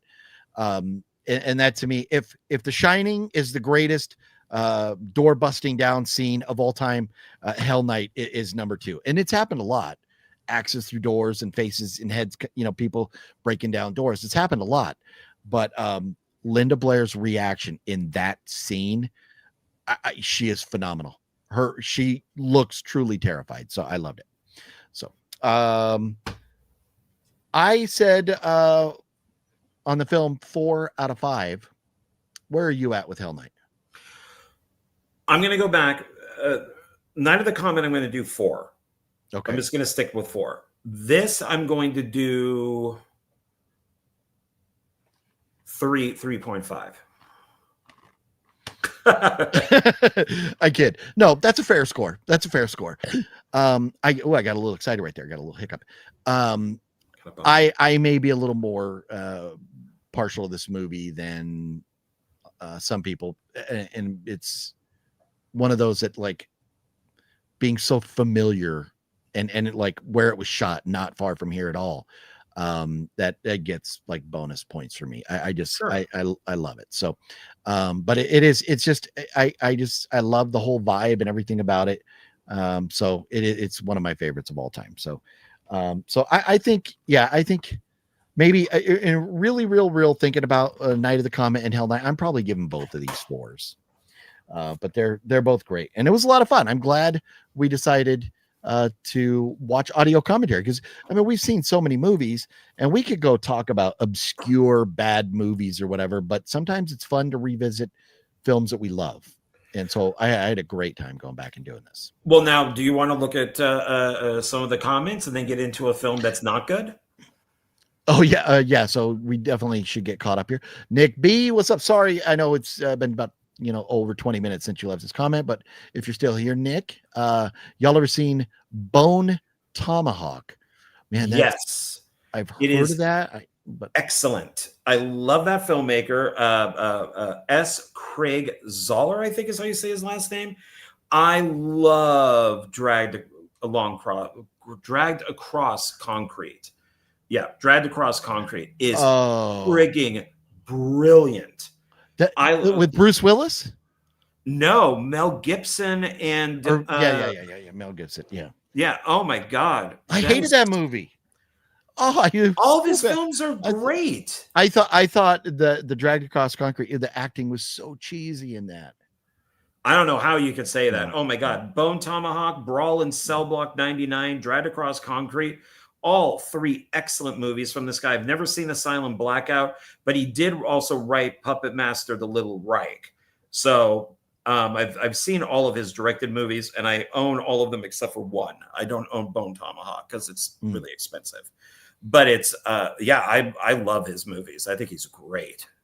But no, Bone Tomahawk is great. I do love that, and I'm gonna look and just make sure.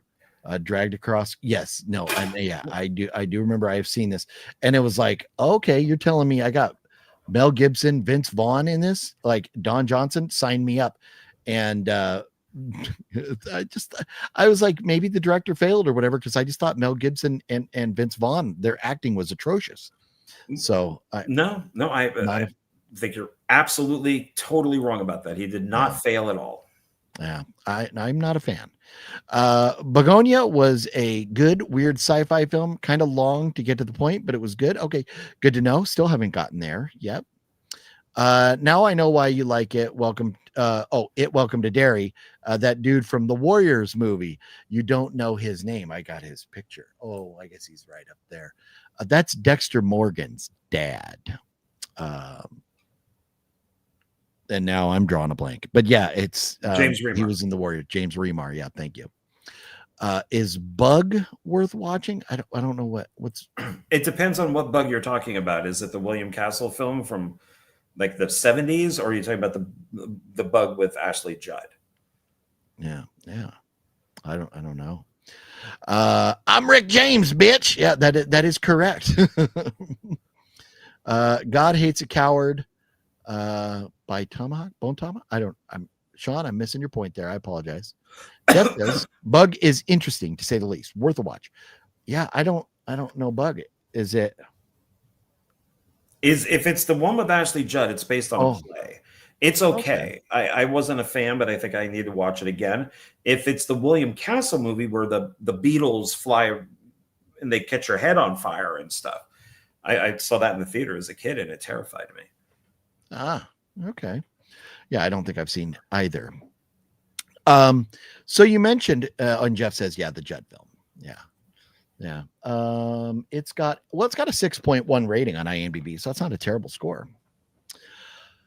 You wanted to talk about a horrible horror movie.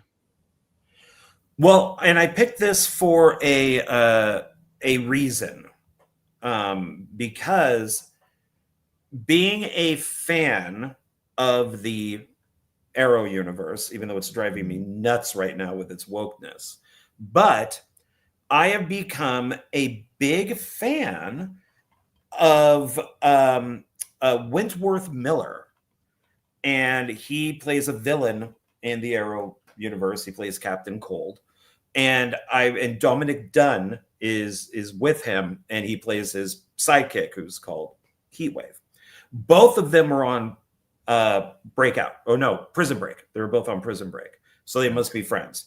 So since I like him, I'm like, well, what else has he done? I know that he's done stuff that I haven't seen, and I looked him up, and it's like, oh, he wrote The Disappointments Room. And so I'm like, okay, let me check this out. I've heard it's not very good. And I watched it, and it was a disappointment. Maybe some movies should not be watched. So they're warning you right there. Yeah. Yeah. And this is, it's J.D. Caruso, who directed many, many, many movies. It's got Kate Beckinsale as a blonde, which is weird, but she was still hot. Yeah. Yeah. No, she looked good as a blonde. Yeah, the idea of this film is not bad. There's a documentary behind the scenes is like 10 minutes. Wentworth Miller is not interviewed on this. The director is, the producer is, and all that. I have a feeling that this movie was much longer because it is only 85 minutes. Yeah. And I think they just cut this thing down to shit because they knew it wasn't very good, and they made it worse, and they just dumped it in theaters for a little bit. I like the idea. The Disappointments Room is something that's real for people who don't know what this is. If you were rich way back in the day and your kid was born with a deformity, you would hide the kid in like the basement or the attic or a room that didn't have a door, really. It was kind of like a secret door, because if you were some rich, person who was a pillar of the community, you did not want them to see your kid who has 3 eyes. Sloth. Sloth. Yeah, exactly. And so they would be in the Disappointments Room, which is what it's called. And then it's a ghost story. So she, Kate Beckinsale, I won't say exactly what happened just in case somebody wants to see it, but her kid dies, like a baby dies. She's suffering from it. Her and her husband moved to this big house, and there's ghosts, and she starts finding these rooms, and more becomes involved. I think there's definitely a film here, but it's not this. Yeah. So I was a little disappointed in this because it was like, oh, I went with Miller. Let me check it out. Because before I watched the movie, this is one of the pickups I got. I ordered this, Stoker, which he also wrote. Okay. And I think he's just a writer. And this is produced by Ridley Scott and Tony Scott. Interesting. Okay. Yeah, it's directed by the guy who did the original Old Boy. But and I thought with Stoker, it was about Bram Stoker, but it's not. It's like a murder mystery thriller type of thing. And he seems to, I think he was more just a writer on this, but also a producer on here. Okay. So I'm hoping this is better. Yeah. But I'm imagining the script that he wrote for this is probably better and longer. And the studio just went, hack this film apart. Yeah. And just give us the bare basics. Because there is something here that could be quite creepy. And it just kind of failed. So yeah, I agree. And so I watched it as well, because it was on, I think I found it on Tubi, and it was disappointing because it did have potential. They had location, they had the actress, all these, but it was like Kate Beckinsale was the only good actor. Everybody else sucked. Their acting. I didn't get the husband. The Yeah. husband was so weird with his Yeah. acting, and the son, I don't get. They also did this in like Panic Room. I don't know why they take little kids. And in Panic Room, it's a girl. It's Stuart from Twilight.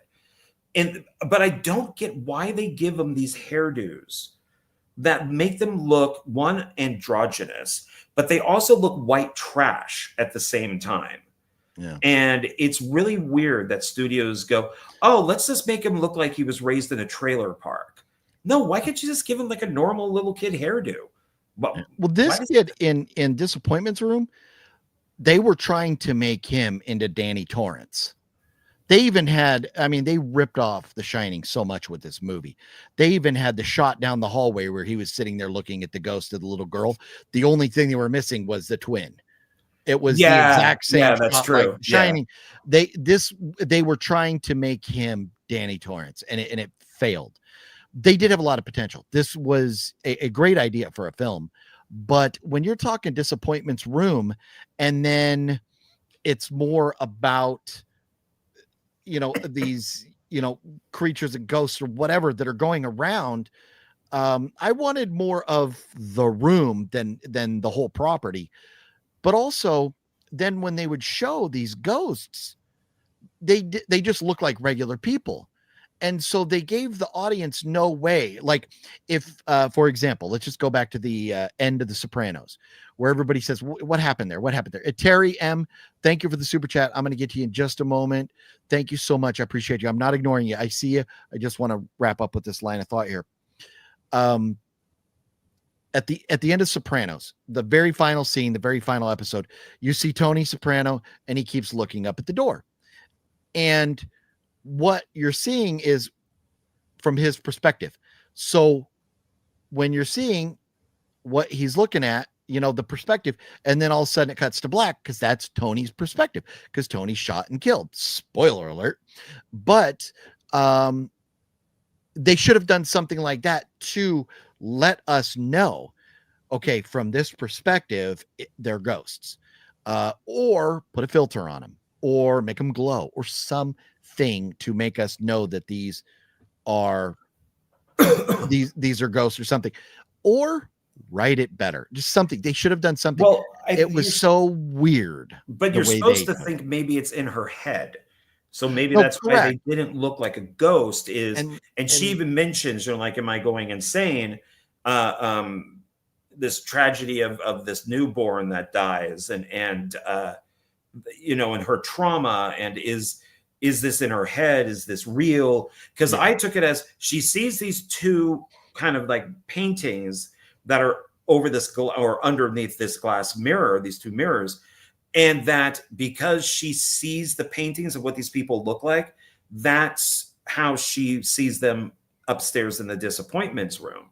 Yeah. So I think you're just supposed to think. I think you're correct. If this was a regular ghost story, you need them to look more ghosty. Yeah. But if they're supposed to be in her head, then maybe not. But there's points where the ghosts are outside and she's not there. You know, like when they're at the grave and they're hanging the guy and stuff, she's not there. So, you know, there was problems. There's ways they could have gone, and to sit here and break it all down to tell them how to do it is a waste of time. But there's creative ways that they could have put it together a little bit better. That's why I think this was longer, that this was, and probably maybe why, you know, Whitmore Miller wasn't interviewed for it. Yeah. But it's one last thing I'll say on it is that they were going to build a set, and that's the house. They didn't have to build sets. So everything was shot inside, outside, and around that house, which is pretty awesome looking. So, oh yeah, I don't know. It's maybe people out there, I don't know. It should have been better. It could have been better. It was very disappointing because it had so much potential. Yeah. So it is the Disappointments movie, not the Disappointments Room. Terry. Oh man, Terry and Jeff and all these, you know, legends, Brandmania coming through, throwing all the support out tonight. This is awesome. Love all of you guys. Says, hey, OGP and John, loved Hell Night when it came out.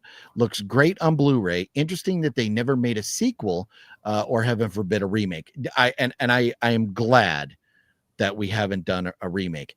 And one of the interesting things that they talk about in the audio commentary that we should have mentioned, and you're reminding me of now, is how they talked about the film is kind of timeless because of the costumes that they wore. And, they even mentioned, well, if they were stuck in this house nowadays, they would all have cell phones.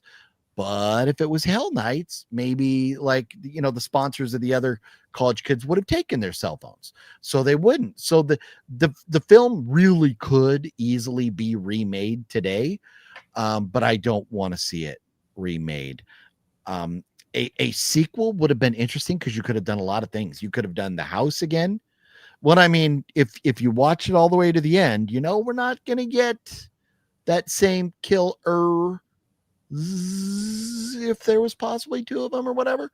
But you could have other people wanting to screw with Linda Blair's character. Like you could have gone down the Scream road, and had copycat killers or something, or other people, at a mansion and maybe make them ghosts or something. You could have done a sequel with it, but I don't know where it would have gone, but I'm glad they didn't. If they did a remake, it would be Linda Blair's character would be a black lesbian trans woman with like one leg, and she would be in a relationship. That's how it would go. It just wouldn't be two guys and two girls. It would have to be, we need to check all these. Oh yeah, no, 100%.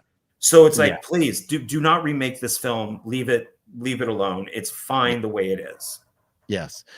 Jeff says Michael Shannon is a good actor, talking about the Ashley Judd film, their Bug. Michael Shannon's great. Yeah. He is phenomenal in Nuremberg. So he plays the Supreme Court justice that gets the Nuremberg trials going. He's phenomenal. Love Michael Shannon. I've loved him since Boardwalk Empire was my first memory of him. But he's great.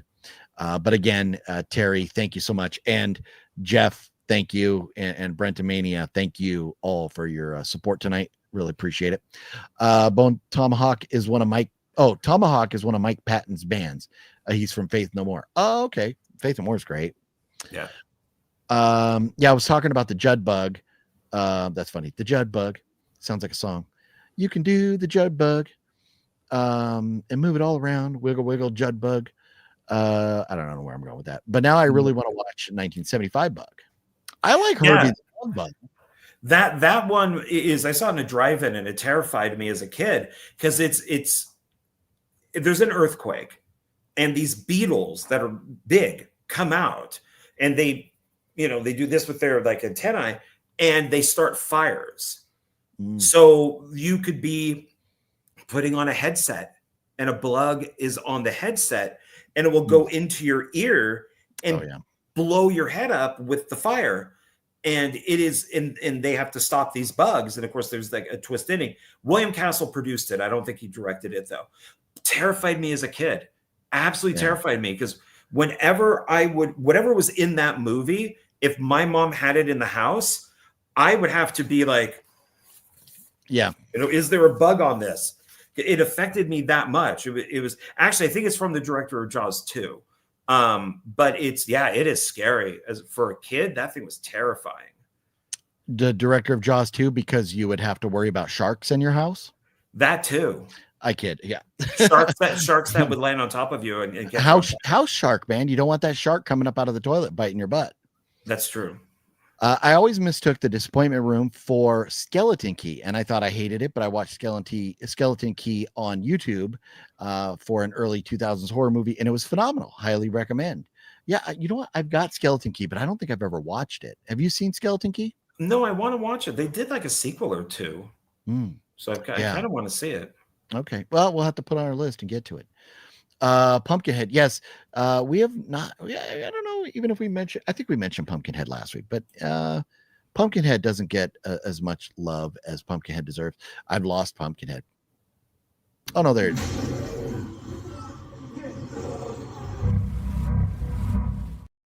I love Pumpkinhead. I love Pumpy. Yeah. Let's see here. So Sopranos ending is only speculation. Well, NG. So David Chase has never really come out and said what it is, but there is one interview where he alludes to the fact that Tony is dead. And if you notice if you go back and rewatch the first episode of season 6, there's it's the first episode of part 2 of season 6, I think, but there's a song playing, and the song talks about this person. This is what happens. This person this is what happens. And it's showing these different people. When it talks about the first person, it says the director is telling a story of your life from beginning to end. It says that in the song. So when Tony Soprano's story is over, because he's dead, the show's over. That's in the song in that episode. Then also when Tony and Bobby Bacalari are having the conversation, and Bobby says, you probably don't even hear it when it's coming. Then later on in, I think it's either the last or the second to the last episode of the show, we have Tony flash back right after Bobby gets killed. So I think it is the last episode, because Bobby gets killed, and then Tony is remembering Bobby, and the conversation he remembers is, you don't even hear it when it's coming. So Tony got killed. I think I don't like it. That's for another another night's debate, because I could debate Sopranos with you for hours and hours and hours. We just don't have that time. But love the Sopranos. Are we still talking about Sopranos? Man, I could talk about Sopranos forever. Sorry. Let's see here. Oh, there you go. 2 women and 1 John. I would do that. I think you would. Yeah. And now would you do that if it was 2 women, 1 cup, and a John? Or if you were the cup, if you had to fill in for the cup, would you do that? Oh, Lordy. Oh my goodness. Yeah. You know what? We just better talk about. It's vamp time. It's vamp time. Vampires don't like poo in their mouth. So I don't think well, no, I was going to say nobody does, but as I'm sure they're out there. They're out there. Yep. Yeah. Look, Cinestalker still chilling with us here. He says, I remember when we reenacted the scene at that burger joint in LA with the onion rings. Yes. So years ago, Cinestalker and I were at this cafe, and we were sitting there, and Danny got a basket of onion rings. So for the video, I had him like pick up an onion ring like Tony does, and then like look up at the door, and then we cut to black, and he had the Don't Stop Believin', the Journey song playing at the time in that video. It's a great video. You'd have to go back, like way back.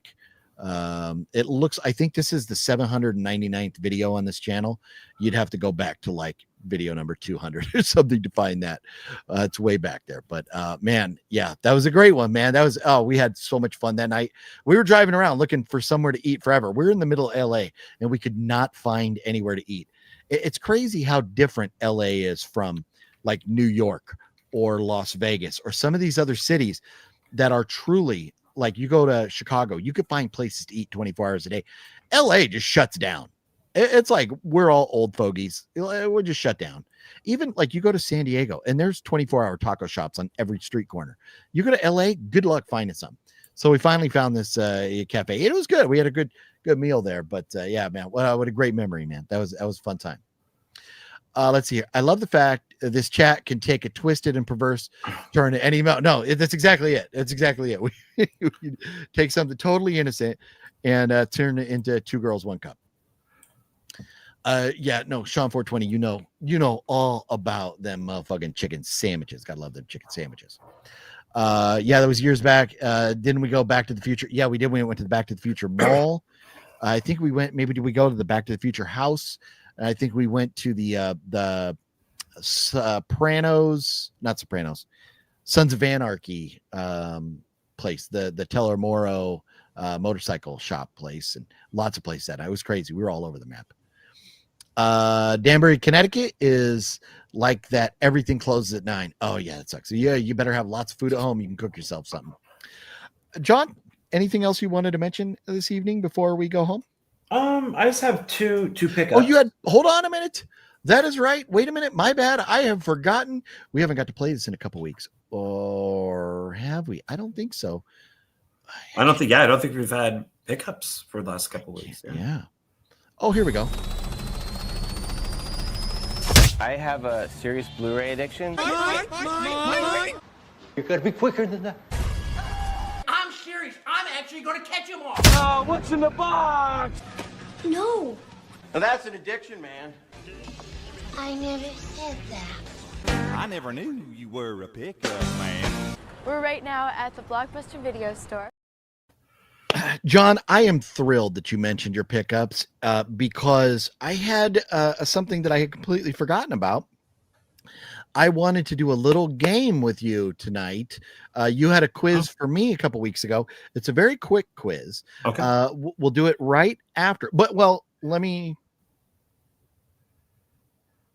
do it right after your pickups. Okay. Yeah, there's only two.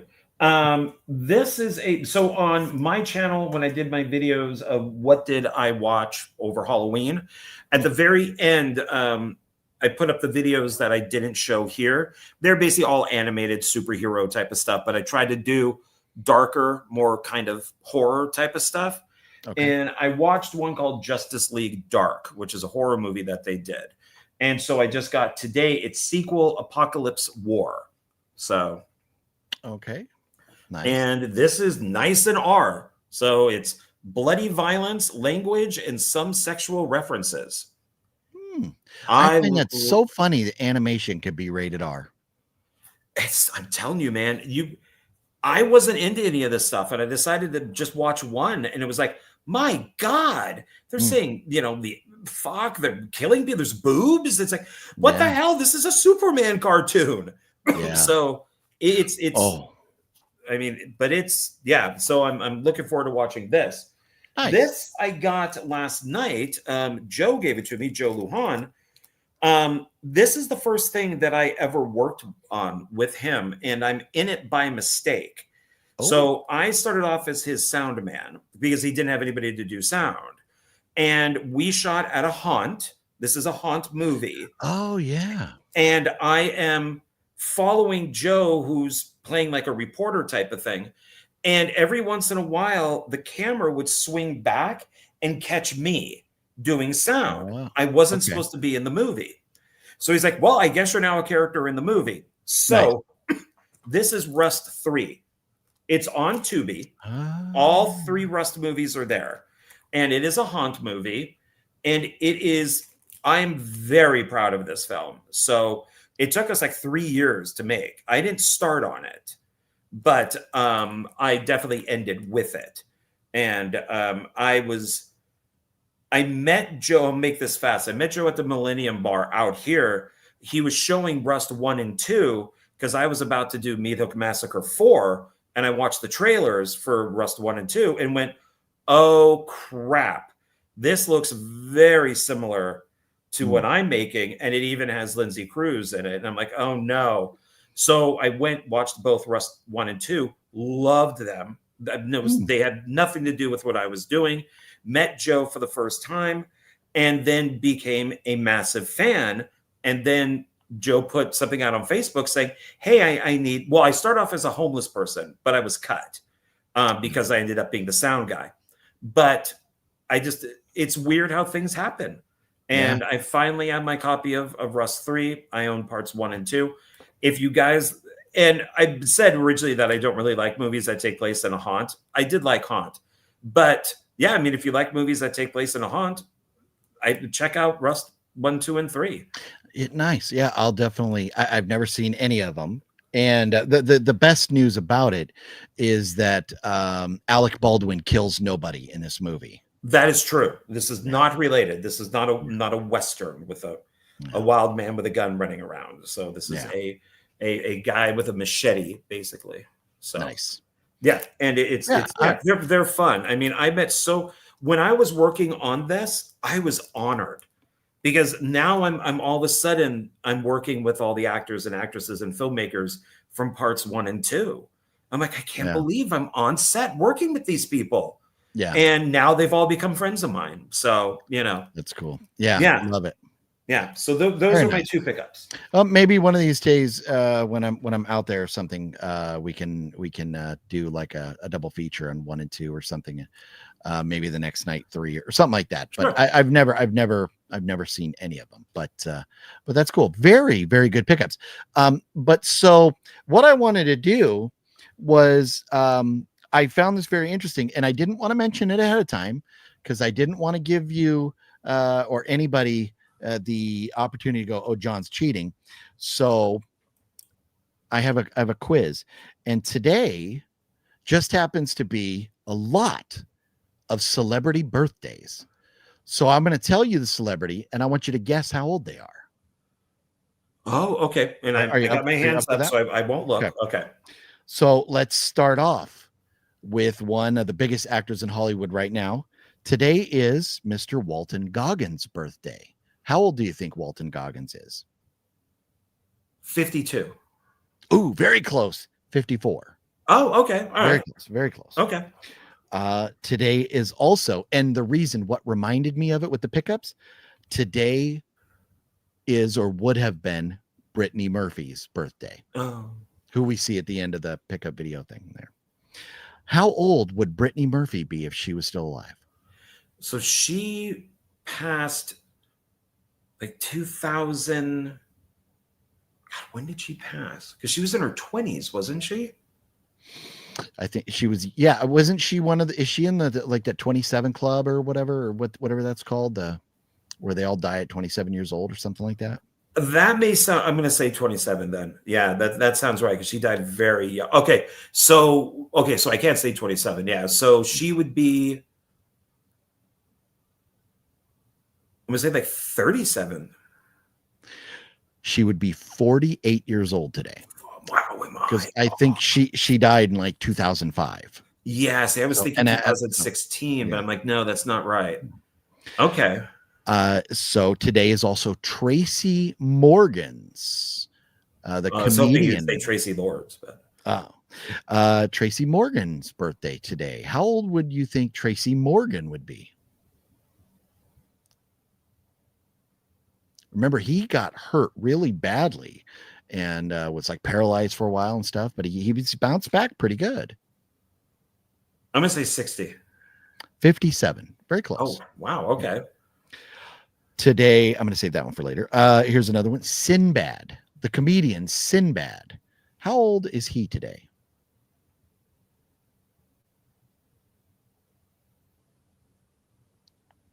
He's been out there for a long time. Well, with Tracy Morgan, so I'm going to say he's like 65. Oh, 69, dude. Dude, woo! Okay. Here's changing directions a little bit. Kiernan Shipka, who we loved in Red One and Long Legs, Little Blondie. Yes. How old would Kiernan Shipka be? I think she's in her 30s. So I'm going to say like 34. You will be surprised to know that she turns 26 years old today. Oh my God, I'm so sorry. Very young. Yeah. Wow. Good thing she's not watching. Yeah. Here's we have a couple legends coming up right now. Both rest in peace. So how old would happy birthday to Roy Scheider? How old would Roy Scheider be today? I think he'd be like 80. Roy Scheider would have been 93 years old today. Damn, am I born off? in 1932? Yeah, because he was already getting up there. Yeah. Love Roy Scheider. Speaking, I got some Roy Scheider right here coming John's way. I didn't realize I had two of these movies. So oh yeah, I'll definitely keep here that one. Yeah, thank you. Yeah, Roy is one of my favorite actors of all time. You probably haven't Yes. seen All That Jazz. So No, I don't think so. yeah, it's not a horror movie or anything. Okay. It's not really a musical, but it's Mm. Bob. It's Bob Fosse wrote and directed it. It's kind of about his life and fucking chicks on Broadway and stuff like that. Ah, He was. Jazz. Yeah, that's actually where it came from. He was like one of the only straight guys to direct on Hollywood on Broadway. So he got women all the time. He was a massive, jerk. Oh, that's funny. Drinker, smoker, drugs, everything. Yeah, I envy him. So the last one of the night. Rest in peace and happy birthday to Deborah Hill. So when they made of Halloween, they were in their 20s. So I'm going to say 20, 30, 40. Watching John do math is amazing. 50. 60. So I'm going to like 74. Oh, so close. She would have been 75 years old today. Oh man. See, she was 74 yesterday. So you're off by one day. Okay. Because I figure, of course, it has to be with the last one. Is I've done this with like let's say the Monkees. Is I've gone like, okay, so how old would they be now? Well, if Mickey Dolenz did the Monkees in the 60s and he was 20 years old, and I was born in the 60s, he would be like 20 years off from me.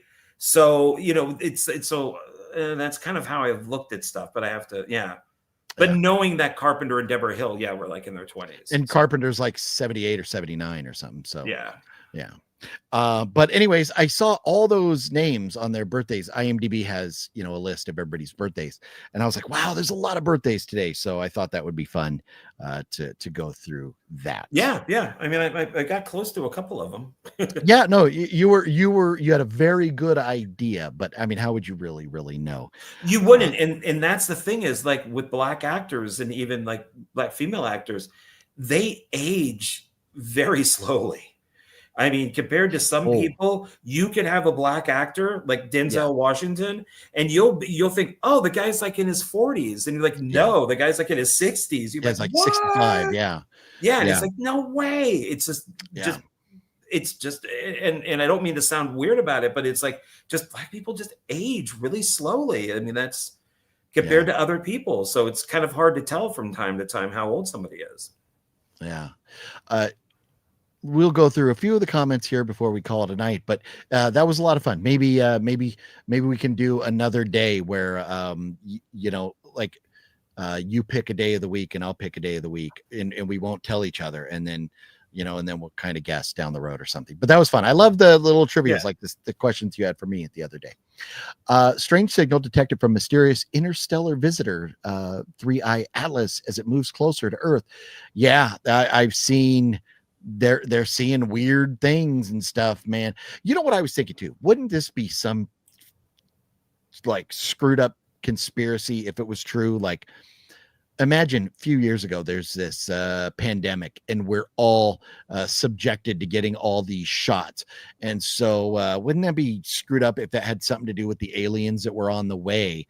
And they were just waiting for all of us to get our vaccinations so that when they started probing us on their alien ship, we wouldn't get them sick. Like they came by, but they're like, tell the lizard people, tell Nancy Pelosi that when she's takes off her mask, when Rowdy Piper puts on his glasses and sees that she's a lizard woman, that tell her to make sure everybody's vaccinated, so when the aliens come by, they can just start picking people and touch our poopers. Ooh, are they going to do that? I think so. Nancy Pelosi, whatever age she is, she looks at least 30 years older. 100%. I'm glad that she's calling it a career and retiring and not going to run for re-election. But I love the video where she says, she actually comes out and says, we're like lizard people. Like, what the fuck? Her Nancy? face is very leathery. It looks like a reptile. Yeah. Way Up Dude, what up? Way Up Dude Hey, coming hey. through with the jokes. Let's see. Way Up Dude says, did you hear about the guy who got a Viagra stuck in his throat? Yeah, he's suffering from a stiff neck. What the fuck is wrong with me? He's suffering from a stiff neck now. That's funny. That's funny. What's up, Way Up Dude? Love when Way Up Dude comes through with all the jokes and stuff. And look at this. My bad, everybody. I wasn't paying attention. I was looking, but everybody was guessing along with us. That's why I was like, because I noticed that I started seeing you were numbers, kind of blocking and I'm them like, out. Yeah, I don't want to look at these because I could just cheat. Yeah. Well, you can hide the chat. Just click the little arrow and move the chat over so you don't see it too. I saw that actress Sally Kellerman is now in hospice care, says Jeff. Who's Sally Kellerman? Do you know, John? I don't Yes. She was like a big kind of 70s, like 80s. Oh, from actress. MASH. Yes. Oh. Yeah, she played Hot Lips in MASH. Yeah. Yeah. Okay. Yeah. No, and she's been and Back to School. She was in a ton of things. Yeah. Yeah, she was a thing for a little bit. She was like a hottie. Yeah. But that's unfortunate. Wow. Now in hospice. Yeah, man. Yeah, she's been around. Is it Big Pun? The rapper's birthday today too? Okay.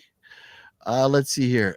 Now we all go to the UFOs. Yep. No, that's it. They're picking us up. It's like what was the Nicolas Cage movie where the end of the world was coming and all the kids got on the alien ship and they left all the adults to die? Oh, The Knowing. Yeah, that's what's gonna happen now. I'm 43. People think I'm 28. That's nice, Wicked. Yeah, hey, no. I'm 58, and whenever I say that, people say you don't look 58. Yeah, I got a story, man, from this is still playing here. All the way through the whole video. Hold on.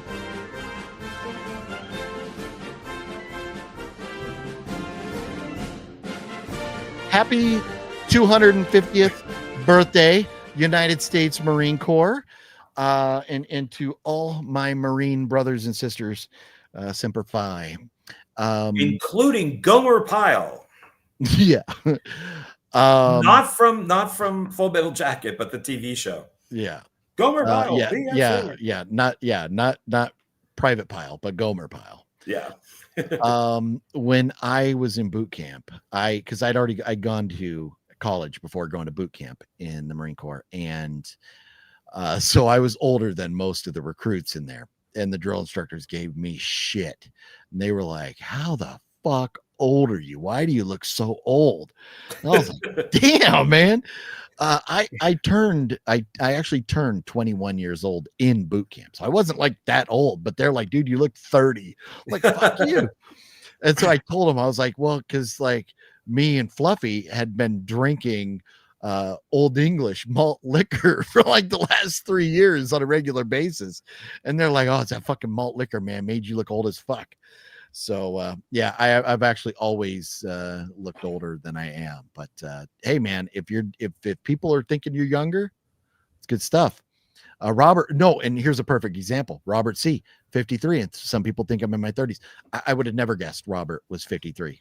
I would have never, especially meeting him in person, hanging out. Dude doesn't look at his 50s. Let's see here. Yeah, Robert H backwards. Yeah. Be here on Christmas. Oh yeah, the aliens will be here on Christmas. Yeah. Maybe, you know what? Wouldn't that be awesome if the aliens came down and they were all wearing red suits with like white accents and a big black belt buckle? Wouldn't that be fucking awesome? If the aliens were actually like Santa Claus? It could be the second coming. Yeah. Yeah. It's gonna be an interesting time. It's gonna be interesting. Balzer says, "John, you look 68. You bastard." That's not Balzer. You bastard. Oh man. I turned 50 this year, and I still get people think I'm in my late 30s, early 40s. Nice, great. That's awesome. Yeah, I'm 51. And yeah, I'm fucking. People think I'm like 75. Kellerman's already dead. She already passed away. Oh man, I didn't look. Oh yeah, no, she passed away 3 years ago now. Looking at it, yeah. Wait, what? Sally Kellerman passed away in 2022. Yeah. Wait, why are we saying that she's in hospice? Somebody saw that, and maybe it's one of those. They probably saw a post that just has been recirculating for 3 years. Oh, okay. Yeah, I had no idea either way. So okay. Sean's grandpa was a medic in World War II. Wow, nice. So man, a lot of fun tonight, man. I had a good time. We're almost at 3 hours, but I had a great time. It's the Polish and Latin genes. Oh, there you go. Polish and Latin. What a combo, man. What a combo. John, do you know, are you a mutt? Do you claim to be, I know you got a lot of Italian in you. Do you claim you want some more Italian in you, but, do you claim to be mostly Italian, or do you got some other blood in you? What are you? I'm actually Sicilian on my father's side, but there's also German and English. Okay. Basically like my grandparents. My family on my dad's side, very, very much Irish and a smidge of Welsh in there. So was a very big. No, like the jelly, Welch's grape jelly, and that's good or like the Princess of Wales, Princess Diana. Oh, she was a hottie at the time. Yes, she was. Yeah, what the Prince Charles, man? What were you thinking, bro? Or King, I guess King Charles now, bro. What were you thinking? You went from Diana to whatever this Queen Broad's name is now. Sludge. Yeah. Mario says, thank to all the veterans out there. Thanks, OGP. Thanks to my dad in the Navy. Yes. Best wishes to everybody on Veterans Day tomorrow. If you've served in any branch of the United States military or other militaries around the world, hopefully, everybody has a nice day tomorrow.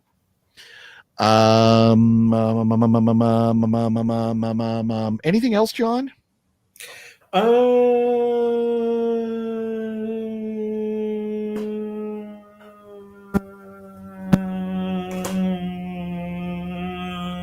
No. Good. You're getting it down. You don't end the word you're currently saying until you figured out what you're doing. So you just keep that going. And if you do that, they will never know that. I don't know shit about fuck. They'll never know. Quickly, again, everybody go out and see Keeper this week. Let's make sure that Oz Perkins movies are blockbusters, because we want Oz Perkins to keep making movies. You can also go see The Running Man, or if you choose, Now You See Me, Now You Don't is out. Frankenstein is on Netflix right now. I think it's worth the watch. It's not a bad movie. Nuremberg, I went and saw it in the theater, and I really enjoyed Nuremberg. Russell Crowe is phenomenal. Michael Shannon as well. And did he throw a cell phone at anybody in the courtroom? No, surprisingly, I guess they must have had a rule that they left all the cell phones outside of the courtroom at the Nuremberg trials. Yes, that explains. And Rami Malek was phenomenal. Rami Malek is such a good actor. I loved him going back since The Pacific, and he's got the weird bug eyes. I think he was a good choice to play Freddie Mercury, right? I think he played Freddie Mercury. But Nuremberg is good. It's out there. Predator Badlands everybody seems to be enjoying it. John and I haven't seen it. We're very skeptical. Jonathan Breck was announced to be joining the Creep I.E con in late January, early February. The Creeper, Jonathan Breck from Jeepers Creepers, is going to be there. Very much looking forward to seeing him again to get my Funko Pop signed. And I think that's about it for the big news of the day. Again, happy 250th birthday to the United States Marine Corps, and happy 35th Horror Movie Monday featuring Mr. John and myself. Whoa, don't do that. That's you've taken the Trump dance too far, and now you look like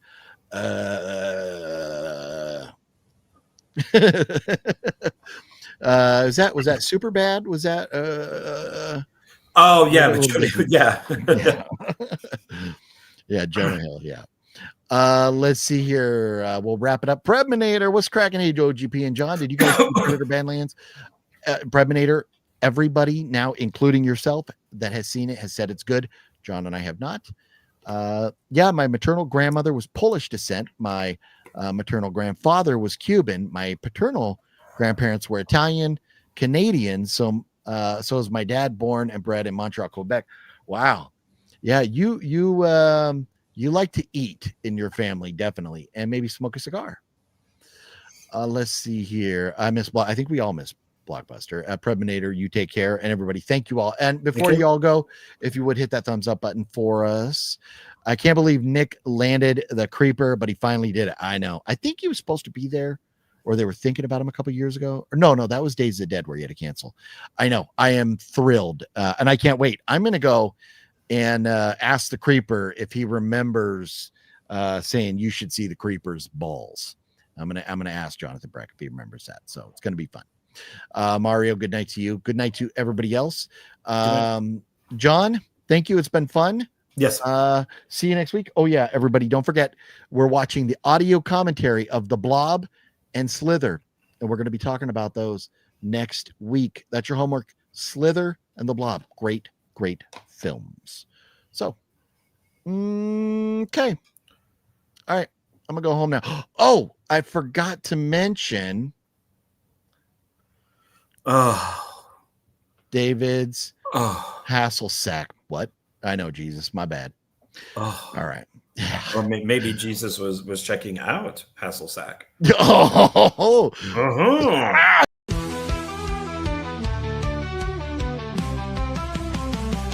It's Horror Movie Monday, you already know. Chills in the air, and the tension's low. OGP steps up, setting the tone.